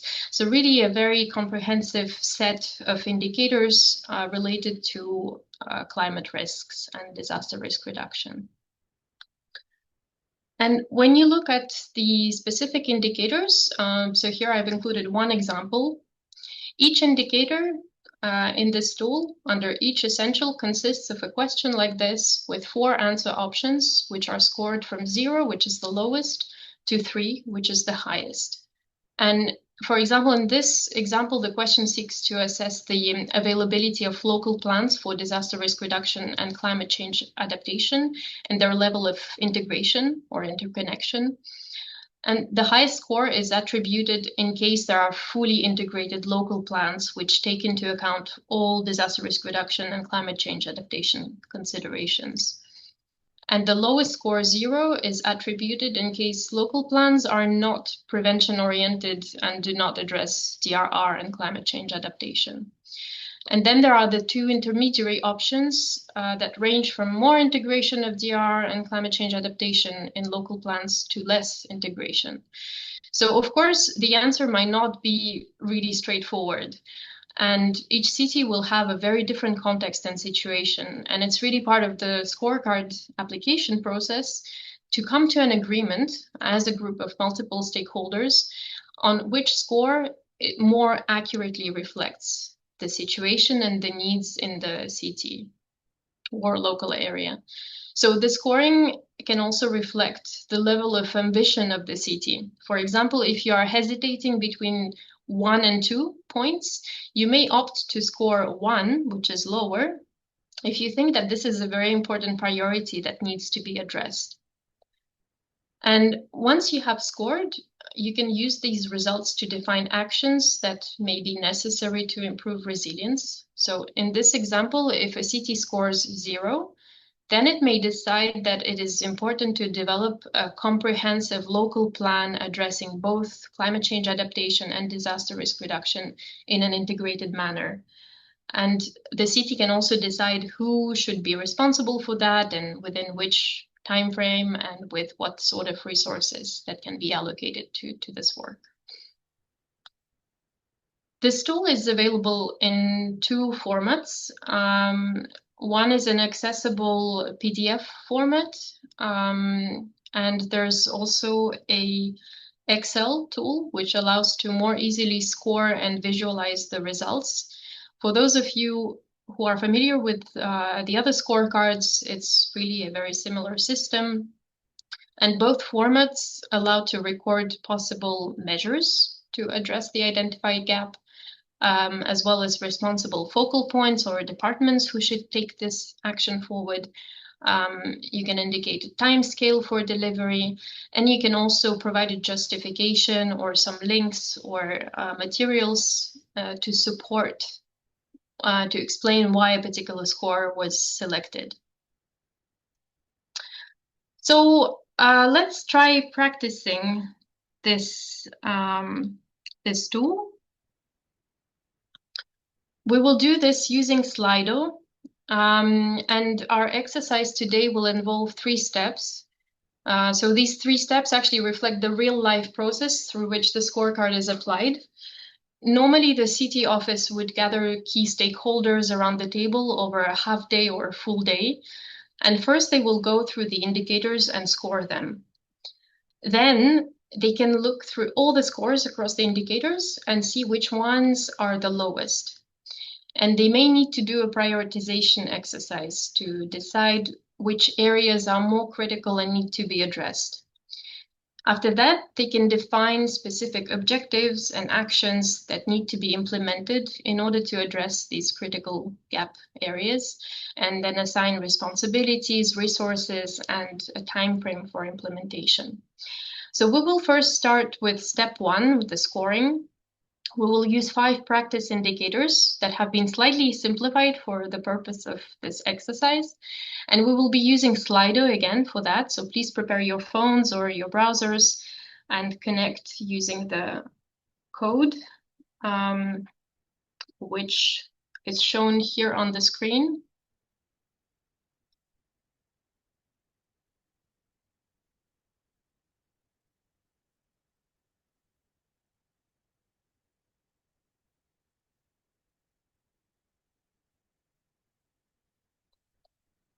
So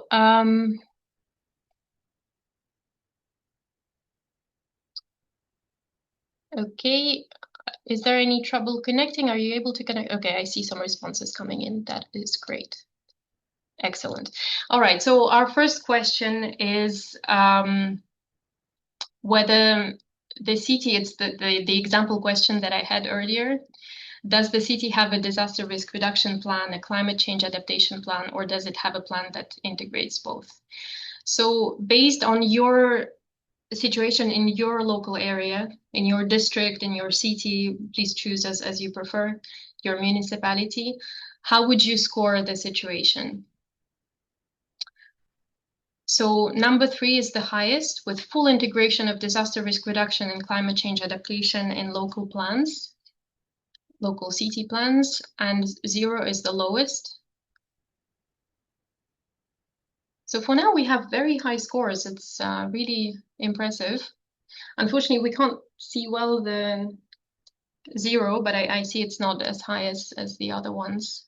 Looks like most cities actually are quite well equipped in terms of their plans and strategies. Okay, let's move on to the next question then. So this one relates to Essential 2, which focuses on using risk scenarios.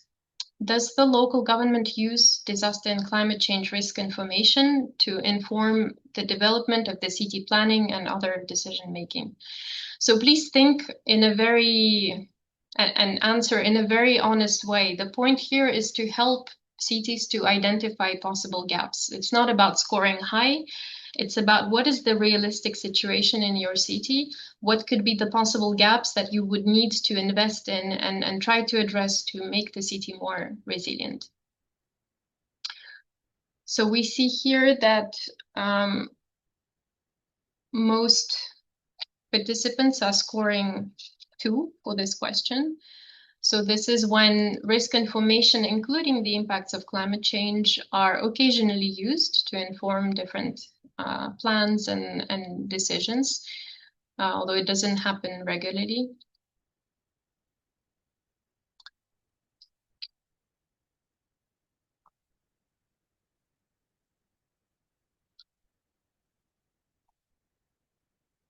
Okay, so I think we have a good representation here. The next question relates to Essential 3, which focuses on financial capacity. So does the local government have an investment plan or a financing strategy that can support both disaster risk reduction and climate change actions and activities? The highest is number 3, where there's a very comprehensive financing strategy for both areas and a dedicated local budget, and also access to international, private, or national funding sources. The lowest is where the budget is only available to cover emergency and there's very limited access. There's no kind of preventive orientation and no access to other financial resources apart from this contingency budget. And then 1 and 2 are quite similar, but this is where, you know, you come to the situation where you need to decide, can the city do better? In which case you might wish to score 1, give it a lower score because you would like to prioritize this area and work on developing maybe a more comprehensive financing strategy. Or if you think that what the city has is maybe not perfect, but enough, then you can score 2 and move on maybe to another area. So in this case, we see here with our participants that most people are scoring, well, slightly over a third are choosing 1 as the score for this question. So the budget is mainly available to cover emergencies, and there's no dedicated funding for preventive measures, whether for disaster risk or climate change adaptation. And external funding resources can be accessed, but on an ad hoc basis. So here the score is a bit lower than the other questions. Let's move on to the next question, which relates to nature-based solutions, Essential 5. So that's a very important one when you talk about climate change adaptation and disaster risk reduction. How can you protect nature's key ecosystem services, and how can you leverage them to support disaster risk reduction and climate change adaptation? And here the question is whether the city has incorporated this vision of using ecosystem-based adaptation and eco-disaster risk reduction tools to address the disaster and climate challenges that it faces. Here again, we see that most participants, although it's a close call, it's changing. So we're somewhere in the average levels, hesitating between 1 and 2. there are 17% of the 200 participants who are participating in this poll who do think that their government has prioritized green and blue infrastructure. So green is, for example, the use of parks and then green environments to cool down the city or to help absorb flood water. And blue infrastructure is water-related infrastructure, so canals and natural drainage systems. So very interesting to see that, but I think the winner here is number one, that the local government carries out actions which are mainly aimed at protecting the green spaces, but without a vision of using them, their benefits to support disaster risk reduction and climate change adaptation. Let's move to the next question. So is public investment, this is essential 8 on infrastructure resilience, is public investment in critical infrastructure taking into account climate risks and climate change scenarios? We had a question about that in the first part, so very important area indeed. Now that the disaster profile and the risks that cities face are changing constantly, it's very important to take them into account and adapt not only building codes, but also existing critical infrastructure. So here we have most participants are scoring 1. So there are some investments for critical infrastructure that take into account climate and disaster risks, but there are no systematic methodologies or tools or procedures to support this kind of decision making. Okay, so now that we have looked at the scores, we need to decide what are the priority areas that we would need to address. Again, this is an exercise, we're only doing 5 indicators. Normally you'd be doing all 25. But now we need to choose, okay, what do we want to focus on? And this is because often resources at local level are very limited, and it would be unwise and most likely impossible to address all of the areas that you identified through this gap assessment exercise. So usually the ones that you'd like to prioritize would be the ones with the lowest scores. And in some cases, you might need a discussion between the different stakeholders who might not be in agreement on what the priority issue should be. So you really need to have the whole city kind of coordination team agree on what is the priority. So in our case, what we'll do is that we will vote through Slido. So try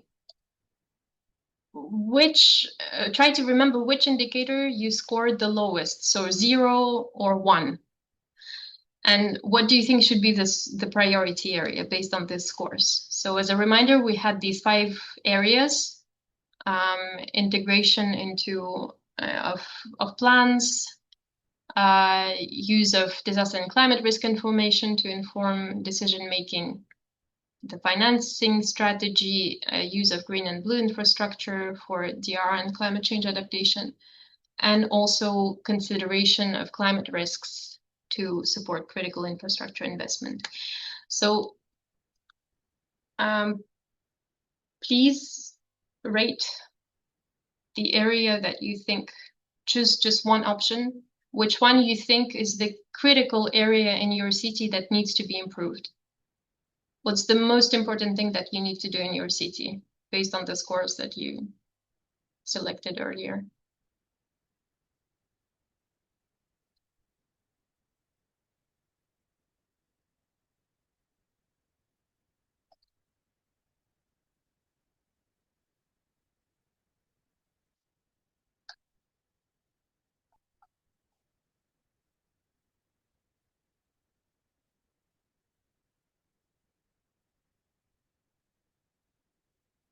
Okay, let's give you another 20 seconds to vote.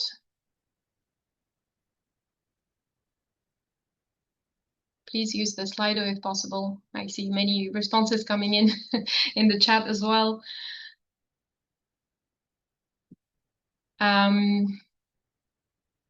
Okay, it looks like integration of disaster risk reduction and climate change adaptation in local city plans is the big winner today. So most of you rated, although this is interesting actually, and this is where you see, how the process can work, because when you were scoring that question, most of you selected the score number 3, which is the highest, saying that the city has very integrated plans and very comprehensive ones. And now you decide that this is the priority area where you would like to improve, to address. So let's keep it as such. So we select the need to have more integrated and comprehensive local plans that incorporate both disaster risk reduction and climate change adaptation. This is what we collectively identified as the main gap in our collective city and that we would like to work on. The next part of the exercise is we need to start planning action. So, okay, we identified the gap. What can we do about it now? So for this priority area, integrating DRR and climate change adaptation into local plans, can you think of 2 or 3 specific actions that can help to address this gap and enhance resilience in your city or locality? What would you need to do to make this integration in your local city plans stronger? Please post it in the word cloud. 1 or 2 actions. Okay, we have the code of the Slido. Okay, nature-based solution, financing, review the 2 plans and publish a combined one. Okay, excellent. I think here we're on the good track. Invest in community projects, financing. All right, so we have many great ideas there, which I think actually touch upon several indicators that we focused on. But remember here, we're trying to see what is the specific action to strengthen comprehensive local level city plans and strategies to make sure that they integrate both disaster risk reduction and climate change adaptation. So perhaps the input here, review the 2 plans and publish as a combined one. That's a good way of kind of good formulation to address a gap that was related to that specific indicator. Then we have many other interesting ideas which perhaps can actually be used and incorporated into existing climate change and disaster risk reduction plans. So perhaps you see that your current plan is comprehensive and focuses both on DRR and climate change adaptation, but maybe it doesn't reflect enough on community involvement or community-based initiatives and engagement. So you could consider strengthening that local plan by incorporating additional measures that seek to empower and support community-based engagement. So, right, thank you so much for this exercise, and I hope it gave you a taste of what the scorecard can help you to do. Once the indicators are scored, the priority areas are decided and actions are identified, then the city might develop a strategy or an action plan, or both. And it can, like, taking into consideration the results of these assessments. The city can also develop a project for submission to national or international donors. So there are many available templates and guidance to support this process, how to develop an action plan, with measurable indicators and timeframes and responsible authorities. There's also guidance on how to develop bankable projects, and Sanjaya mentioned it earlier in the session. There are also under the MCR 2030 initiative several partners, we call them service providers, that can help cities to do that. So in order to access them, your city needs to be a member of MCR 2030, and the focal point, the designated person who has access to the platform, can then reach out to the partners who can help to develop such projects. Now, once again, in real life, this process is done differently, and ideally through a multi-stakeholder group discussion led by the CT office, ideally with high level, for example, mayor endorsement. And a key element of this process is to enable dialogue and consensus building between the different stakeholders in the city, and ensure their engagement and commitment in the long term also in the resilience building process. So remember the system of systems, and that DRR is a shared responsibility. So very important that if your city intends to conduct a scorecard exercise, all the relevant stakeholders are brought in. Also, maybe some additional recommendations. Make sure to do the background research. So it's really not, today we practiced using these indicators. In real life, it's best to have the right information, do the research to prepare to be able to answer these indicators. It's always good to involve experts and academic partners who can help to address some of this. Maybe there's a gap in knowledge in the room. Not everybody knows what kind of plans do we have, what kind of data do we have. So if you have the right experts and resource people in the room during the scorecard exercise, you will be able to score more accurately. You can also adapt the tool to the local language and the context and needs. And we have many great examples of local governments taking this forward. And actually our next speaker will share his experience in Nepal, where they contextualized and adapted the scorecards to Nepal. And finally, also remember that resilience is a long-term commitment. It never ends, and cities have to continuously reappraise risks and gaps in the implementation, as all of these, like the whole context keeps changing, and the environment keeps changing, and risks keep changing. So it's really important to keep monitoring and evaluating whether the measures that you put in place are still valid and contributing to resilience. So tools like this, like the scorecard, can be applied regularly every few years or every few months if you have the resources to help monitor and evaluate progress and ensure course correction as needed. I've included here some additional resources. I mentioned we have different thematic tools in this series. There's also some tools that were developed by our private sector partners that focus on specific issues such as wildfire response or protection of commercial buildings or engagement of small and medium enterprises. And there's this very useful document as well, which is called the Action Guide, which helps cities to use the results of the scorecard process to either develop projects or programs or action plans. So that's a very practical way of taking these results forward. And there was a webinar a couple of years ago, which was recorded, which you can have a look at, that explains how to use this guidance. So with this, I will end my part. And now that we've discussed a bit the theory and practiced using the tool, we will have an opportunity to hear from a CT and learn about the practical application of this tool in a real-life context. So I have the immense pleasure of inviting Mr. Ran Bahadur Rai, the mayor of Suryodaya Municipality in Nepal. Mr. Rai, are you here? Could you please? Yes, okay. So we see your screen for now.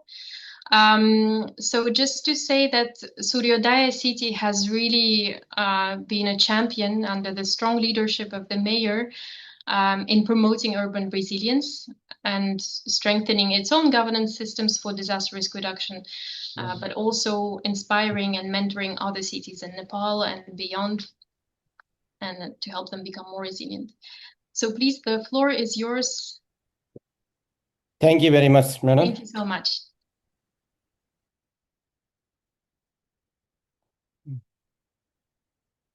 So first of all, I would like to thank for the UNDRR, OININ and GITI, from where I gained first deep and practical understanding of climate actions and DRR. So for the practical implementation of scorecard for cities, why we need the scorecard, the climate resilient addendum to the disaster resilient scorecard for cities under the MCR 2030. Local governments can use the disaster resilience scorecard for cities, climate resilience addendum to create tailored resilient roadmaps. Though needs vary, the scorecards serve as a co-guiding tools for the municipality.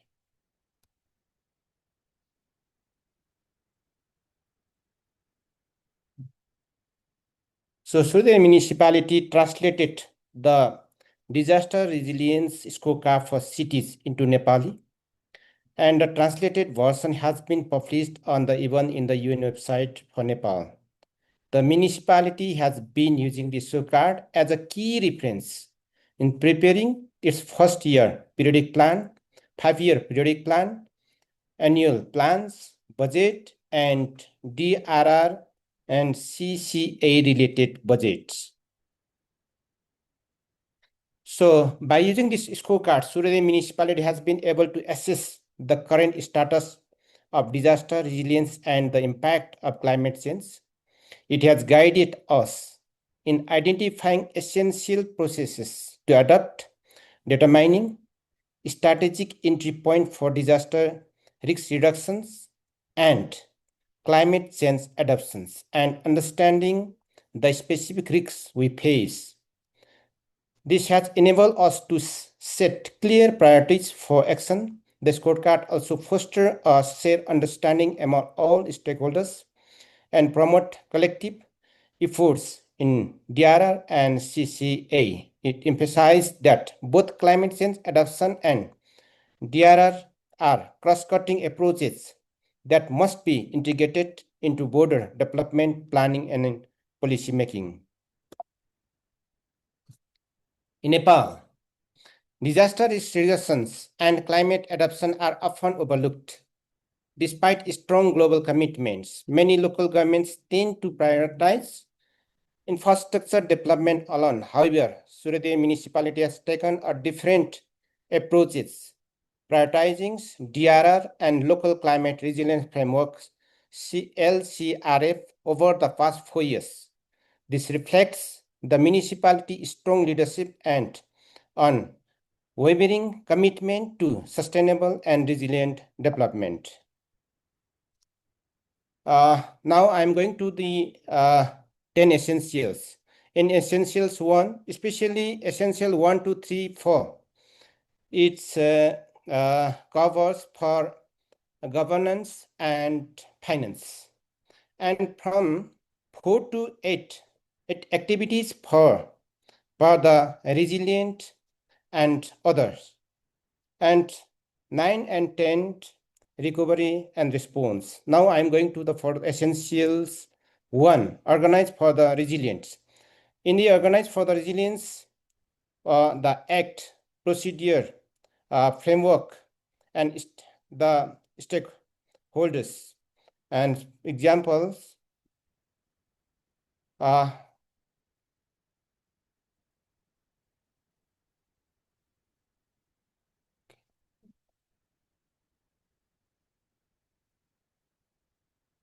Yes. Essential ones, especially if we have the act, procedure, and framework, we can do the implement, or we can the work for the DRR and climate change adoptions. Like these books, including the local disaster and climate change plan and Nepali version of disaster risk scorecard for cities, are key resources for disaster risk reduction and climate change adoption.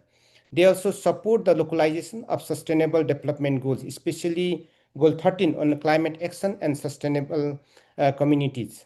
These books we have met are this law, this framework we have already made in our municipality for DRR and CCA.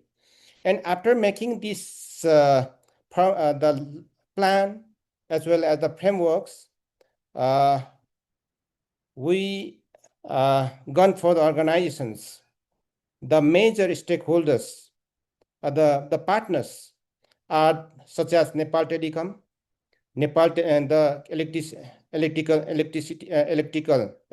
authority. Toll development organizations means it is very important tool for us, the pillar for us, and security forces, education institution, Red Cross, Scout, political parties, cooperatives, thematic committees, health institution, and Chamber of Commerce are our major partners in our municipality. These are some photos. And another essential tool, this is identifying, understanding, and use current and future risk scenarios. The Surya municipality prioritized identifying hazard, exposures, and vulnerabilities by consulting key stakeholders and conducting field assessment with GIC 20 staff, ward official, tool development members. They also mapped climate change related risks and their cascading impact. What are the cascading impact? So these are the works activities we are doing in the essential 2. So after identifying these the risks scenarios, so these are the tools we are using. The approach Surya municipality developed a risk mapping system that identifies prioritized risks and their locations and has begun implementing risk reduction measures within its budget. So if we go inside these tools, the territory of the municipality, where are the risks, major risks, where are the normal risks, we can see from these tools. So we have already developed this tool also, this for the essential 2, and we have the plan also. We have identification of the risks and the types of the disaster we faced. Then we go for the financial arrangement. The municipality has set up a dedicated resilience fund with the specific budget code aligned with SDG localizations, allocating a portion of the budget accordingly. It is currently collaborating with UNDRR, working with the UNDRR also, and other organizations to identify potential partner through ongoing consultation and proposal submission. Now we have already contingency fund we have in the municipality. Conditional grant, we are working with together with the central government and local government. And another is special grant we have in our municipality, disaster management fund we have, and maintenance fund, and coordination with provincial, federal, alone, local NGOs, INGOs. These are our main sources of the to fulfill the risks to achieve the goals of our plan. And these are some possible collaborative organizations. We are working with the UNDRR. Today is working. World Bank, they have already came to our municipality to associate with us. We are working with them. Asian Development Bank is still in the process. International Climate Initiative still we don't have. US, we are working with them. Green Climate Fund still we don't have. The Climate Investment Fund still not. ICIMOD, now we have already started to work associate with the ICIMOD especially for the climate change adoptions. ICLE, we are working even with the ICLE. The City Climate Finance Gap Fund, not yet. And PSP, not yet, but possible we can associate in future.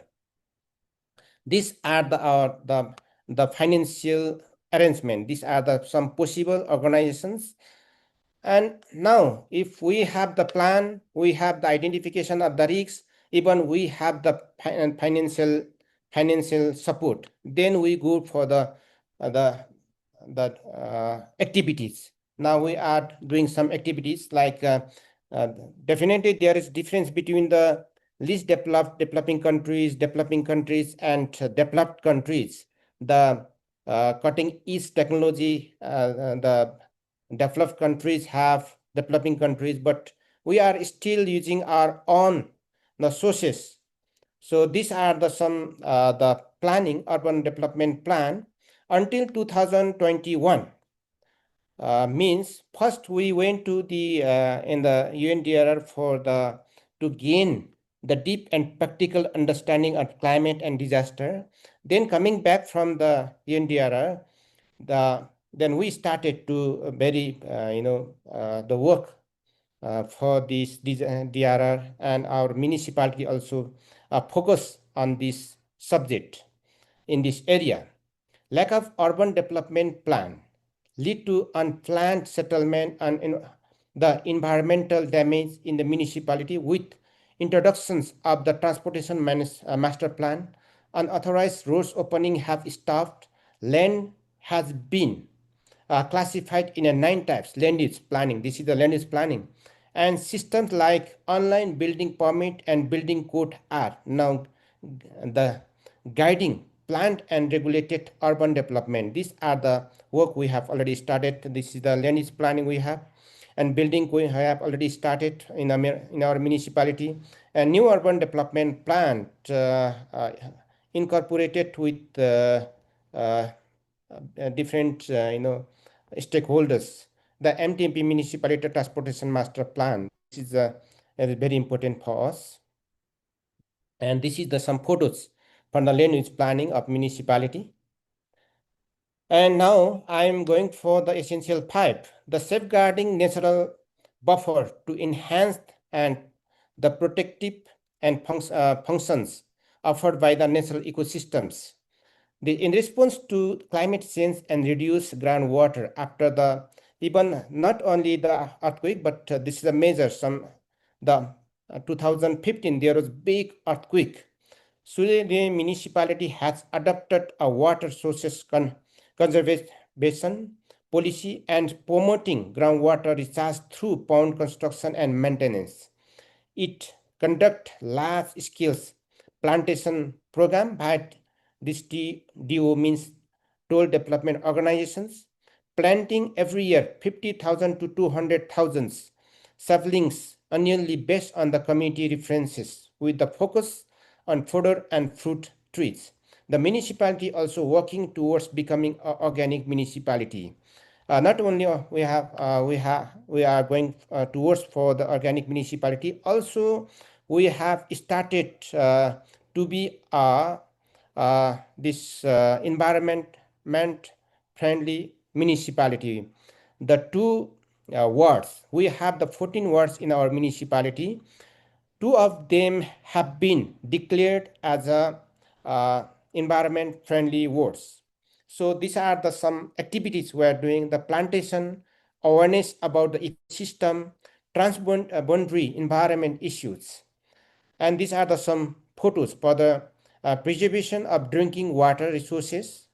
We have allocating the big budget for and this is the protecting lakes in the municipality. And this is the World Environment Day, the Declaration on Environment Friendly World. This is the symbol. Mayor Rai, unfortunately, we'll have to wrap up. So could I please ask you to maybe in 1 minute summarize the rest and some recommendations you might have? Thank you. Environmental Day, the students. And these are the strengthening for the institution's capacity. We are working in the skill experience, data sharing, training delivery, public education awareness, and learning from these books. Even local curriculum, in the text, even we have included about the DRR and CCA. And for the essential 6, strengthening institutional capacity building, different types of the training were related to the DRR and CCA. This is the risks. And another in understanding social capacity building. More than 300 volunteers we have and engaging by Mary students also we have another programs, and many the volunteers got the training, and we have the tool developed, and these are the some the social capacity buildings. These are the photos. These are also in the different places, and this is the volunteers photos members. We can easily get them if we need in the social capacity buildings. These are the essential 8 in structure building. We have very it is very important, and we have the critical infrastructure overview, protection infrastructure, healthcare, education, first responder assist. These are the way of working. This is the upgrading road infrastructure based on the national best solution and community engagement. Ninth, it is the response. For the response, the preparedness plan, we have equipment and relief supply need and drills we have. These are the some photos making safe zone and schools. These are the safe zones, and these are preparedness plans we have. And these are the essential 10 expedient recovery and build back better. The post-event recovery planning we have and lesson learned. These are the some distribution of rescue and relief materials distributings, and the lesson learning and challenges are the lacking in institution capacity, lack of experience, vertical collaboration, lack of technical skill manpower. These are the financial collaboration with international agencies, geographical locations. These are the major challenges. Still, we are doing our best, and we are the leading for the DRR and CA. Thank you very much. Thank you so much, Mayor. We really appreciate you sharing all these examples, and I'm really sorry to rush you. Unfortunately, we have limited time today, but I would like to reassure our audience that we will share the full presentation of Mayor Rai, which includes many more slides and more examples across all of the essentials. And I highly encourage you to have a look at this presentation in detail. You will learn a lot of very inspiring examples of how to adapt these concepts and implement them at the local level. There was one question for Mayor Rai in terms of raising public awareness and engaging the collective efforts. I think you addressed it very briefly in when presenting Essential 7. Through all the education curriculum that were developed in Suryodaya, but also these theater forums, which are a very great and inspiring initiative that can help to really raise awareness of the wider public. There was one question which I wonder if you would like to ask about how to balance humanitarian assistance with preventive disaster risk reduction and climate change action. Would you have any insights from Suryodaya how you have dealt with this kind of challenge of prioritizing prevention in financial mechanisms versus humanitarian assistance? If you are still with us. Yes, we have the different types of the financial fund. We have also contingency fund. We are using contingency fund. Also special grants we have. These some grants in our municipality we are managing, and we have in our municipality SDG local. We have done the SDG localizations in our municipality, and according to the SDG localizations, we have the localized even the are allocated the budget according to the SDGs. The regards to the SDG 13, we have different the types of we have the plan, and according to the plan we can serve to the people or our citizens as they needed to the help of the municipality. Thank you so much. We have quite a few interesting questions, which again, we won't be able to answer everything today, but we will make sure to address them in writing. There is one that I do want to pick up on advice to national governments to provide finance for local level. So that DRR is less project-oriented and maybe more sustainable. So in this regard, I just wanted to share an example from the Philippines, where there is a National Disaster Risk Reduction and Management Act, which was adopted in 2010, and it mandates that all local governments set aside at least 5% of their annual budget to disaster risk reduction action. So through this kind of legislation at the national level, it is possible to encourage and even enforce local level financial provision. We will talk in much more detail about financial arrangements in day 3, so on Thursday. We will have many interesting presentations, including some new funds, global funds that are becoming available to address loss and damage. So please keep up with us and stay with us throughout the 3 days. Just a couple of technical questions on the scorecard that I see in the chat. Whether the scorecard is for rural areas or villages. So the scorecard is for any type of local government. It's not just cities or big metropolitan areas. It can be municipalities, it can be towns, it can be villages. And it's a very flexible tool. It can be adapted to your needs. As I mentioned, we really encourage countries and cities to localize this, and this is what Suryodaya city did in Nepal by translating the tool. In Korea, for example, the national and local government worked together to adapt the indicators from the scorecard to their local context. So it's something that can be really tailored, and you don't have to go through all the indicators if they're not relevant to your city or locality or village. You can use it really as a very flexible tool that can help to generate some ideas and discussions on how to make your local area more resilient. So with this, unfortunately, I will have to close this part of the session and thank Mayor Rai. 1 minute, madam. 1 minute. Yes, please. According to the One last periodic word. plan of the national government, they have their own allocation budget for the DRR and the CCA. Also, we have the right to make our own this act for the CCA and DRR. So every year, according to our periodic plan, we have allocated the 5% budget for the DRR and the CCA. This is our own budget of the municipality. Wonderful. Thank you so much for this additional input. I think, again, very inspiring for all of our participants to hear this kind of examples from other countries and learn what can be done in their own context. So thank you very much for this final input. And once again, thank you for your really excellent presentation. I think we all learned a lot. And we will make sure to post the full slide deck online so participants will be able to access all of the great resources from Suryodaya. So with this, we still have one final thing to do, which is the final quiz of the day, which will help you to test a little bit what you learned today, maybe practice some of the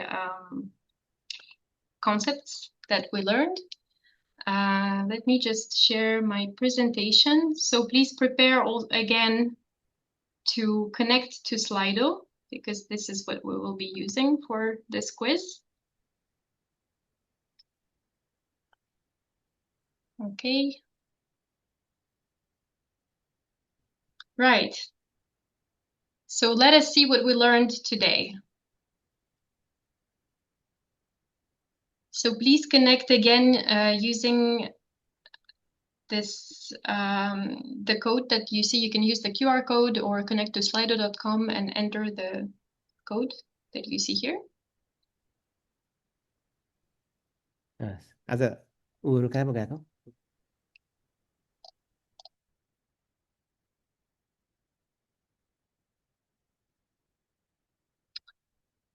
Okay.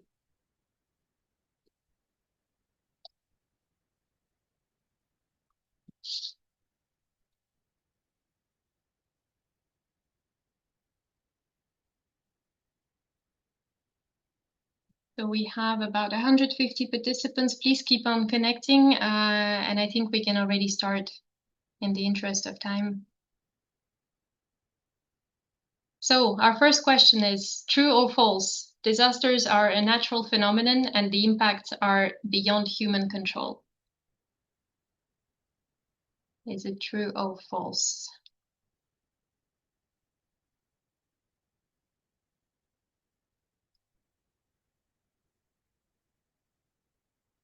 Okay, so let's see. So 73 people responded false, responded false, and 27 true. So that is indeed correct, because as we learned today, disasters are not a natural phenomenon. They can occur, they can be caused by a hazard that can be of natural origin, but of course it's really this combination of exposure, vulnerability, and various socioeconomic factors that will result in a hazard becoming a disaster. Right, next question. True or false? Poor urban and local governance, ecosystem decline, climate change, vulnerable livelihoods are examples of drivers of risk.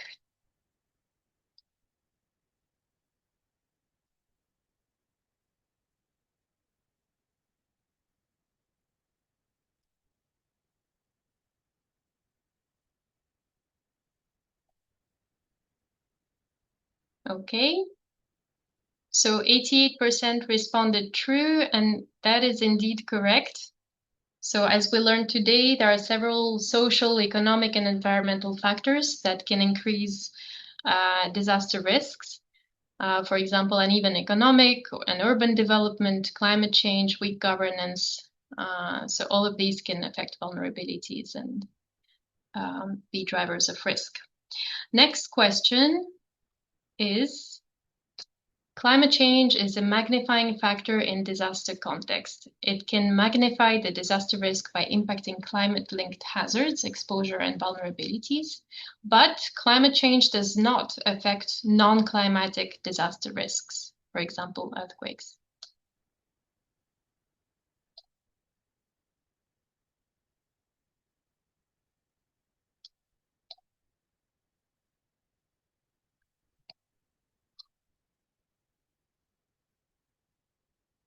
All right, let's see what you answered. Oh, that's a close one. 52 people responded false, 48 responded true. So in fact, the correct response, it's a trick question. The correct response is false. Because so the first part of the question is true. Climate change is a magnifying factor. It can increase disaster risk by impacting hazards, exposure, and vulnerabilities that are related to climate. But it can also affect vulnerabilities and exposure related to non-climate disaster risks. For example, if a rural community, if their livelihoods are already depleted because of the impact of climate change, then it might be much more difficult for them to deal with the effects of an earthquake, for example, which is a non-climate hazard, right? So climate change has an impact on all different areas of exposure and vulnerability that can affect all kinds of disaster risk, including non-climatic. It's really by depleting this capacity to cope of the population. So the correct answer was false. Right, number 4. What are the main commonalities between disaster risk reduction and climate change adaptation? Please select all the options that apply.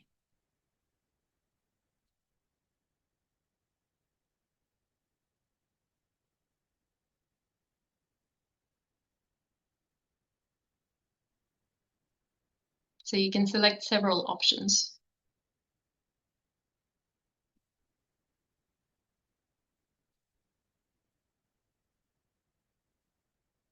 Okay, let's see, what do we have? All right. Okay, that's actually very good. There are 3 correct answers in this question and 2 incorrect. So Both disaster risk reduction and climate change adaptation deal with climate-related hazards. Although DRR also deals with non-climate related hazards like geophysical or technological hazards. But this answer is correct. Then the concepts of risk, uncertainty, they're central to both DRR and climate change adaptation. And both approaches aim to reduce vulnerability and increase resilience. So this is correct. Then in terms of risk assessment approaches, this is actually incorrect because risk assessment in disaster risk reduction at the current stage most often uses mainly historical data, whereas climate change adaptation, climate change science will focus more on forward-looking models and projections. So these are different approaches to risk assessment. But of course, now there's this trend of encouraging both areas to combine their efforts and to have a broader perspective on risk. Now, the fourth one, that indeed both DRR and climate change adaptation involve approaches and processes that rely on effective risk governance. So this is a correct answer. The last one is false, because to be effective, as we saw today, it's really important that planning and action for both disaster risk reduction and climate change adaptation takes place not only on the national level, but also at the local level. All right, so well done for those of you who got all of this right. Next one, climate change adaptation and disaster risk reduction should be implemented in an integrated manner to help governments and communities adapt and manage the impacts of disasters and climate change and achieve sustainable development goals. True or false?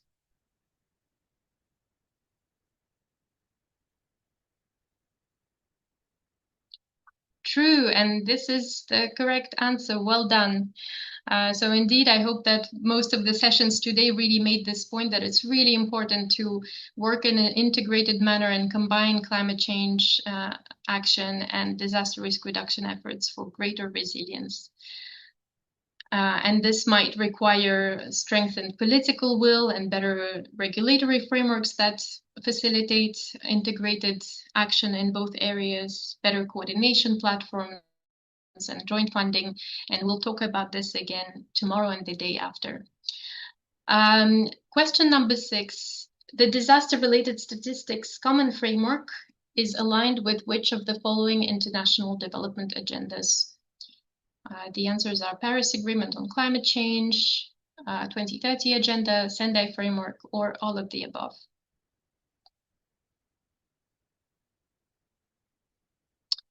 All right, let's see, what do we have? All of the above, 70%, and that is the correct answer indeed. The DRSF, the whole point is to ensure alignment across all of these different global agreements and facilitate the task of countries to collect data and report on it in a coherent manner. And of course, disasters are related to addressing disaster risk is covered by all of these frameworks as well. Question number 7, what is the main reason why it is important to account for climate change and risk assessments? So trick question, there's only one answer that's correct. Please think about it and choose one answer.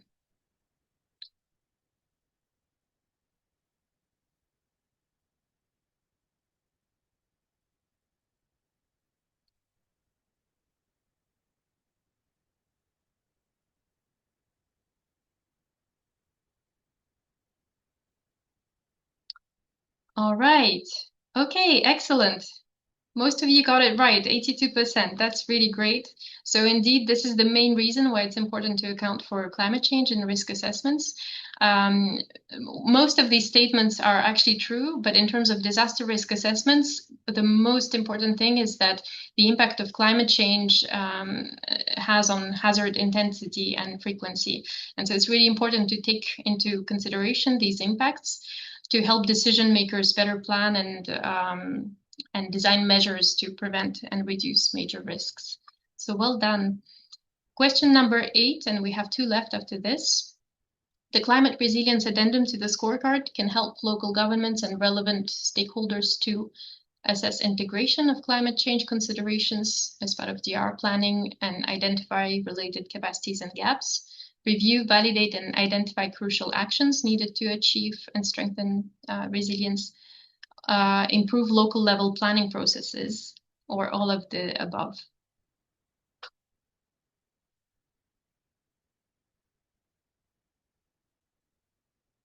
Let's see, brilliant. Yes, all of the above, that's correct. And it's like all the other disaster resilience scorecards for cities.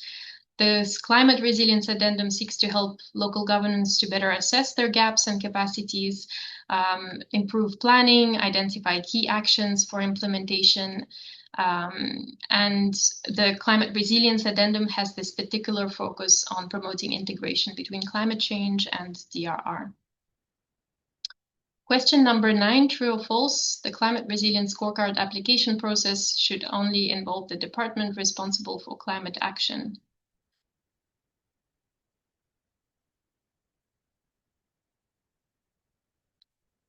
So I think this is quite straightforward. Yes, that's right. Well done. That's false. As we said, risk is everybody's business. So it's really important that all key stakeholders are included, not just the main department responsible for climate action. So well done. Final question. True or false, resilience is a long-term investment. Even if the city scores high in the scorecard today, the situation may change in the future.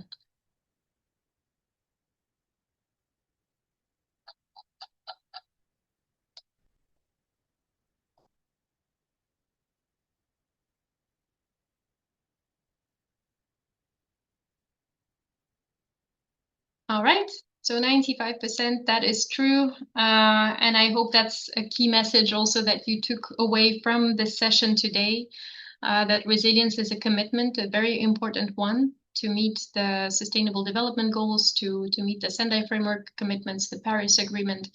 And it's very important that cities continue to update their plans and invest in resilience, invest their time, resources, identify funding sources, and we'll talk about that more in the next 2 days.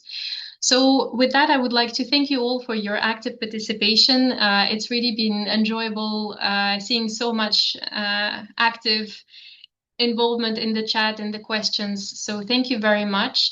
All the materials and presentations from this session will be made available today in the participants folder, which was shared with you in the chat. And we really encourage you to continue exploring these tools, and please feel free to contact us in case you would have any questions. And I would like to thank all our speakers today, Mr. Sanjay Bhatia, Mr. Shwanche, Mr. Ran Bahadur Rai, all the high-level speakers at the beginning as well, and also our partners, UNPOG and UNITAR CIFAL Jeju, for all the colleagues who were supporting at the back end of the session and that made it successful. So thank you very much to all of you. And with that, I would like to close this first session and invite Ms. Shelley Tre from UNPOG to introduce tomorrow's program. Thank you very much. Thank you very much, Dasha, for your excellent moderation and the kind introduction. I want to bring to your attention that we will have another wonderful session tomorrow. It will start at the same time from 2:30 p.m. to 6 p.m. Korea time. Tomorrow's session will focus on effective governance and institutional arrangements for synergistic climate action, resilience, and sustainable development. We are privileged to have excellent speakers from UNDRR and the Stockholm Environment Institute to offer you with a comprehensive introduction to the principles, tools, and institutional strategies needed to advance integrated climate action. It will be followed by a group activity where we'll be able to assess capacity gaps and develop an integrated strategy tailored to national contexts. We will then explore institutional and political roots of policy fragmentation and delve into how we can practically improve coherence. We will engage in an interactive group activity where we will score and assess horizontal policy interactions with the SDG synergies. In the second part of the session, we will learn about the Climate Readiness Assessment tool. And during the group activity, we will have an opportunity to actually apply the tool and evaluate how is our institutional capacity and where we are with policy coherence and interagency cooperation for integrated climate governance. So this sums up what is ahead of us tomorrow. See you tomorrow for the exciting session. Thank you very much, and I wish you all a wonderful day. Bye-bye. Goodbye. Thank you. Bye.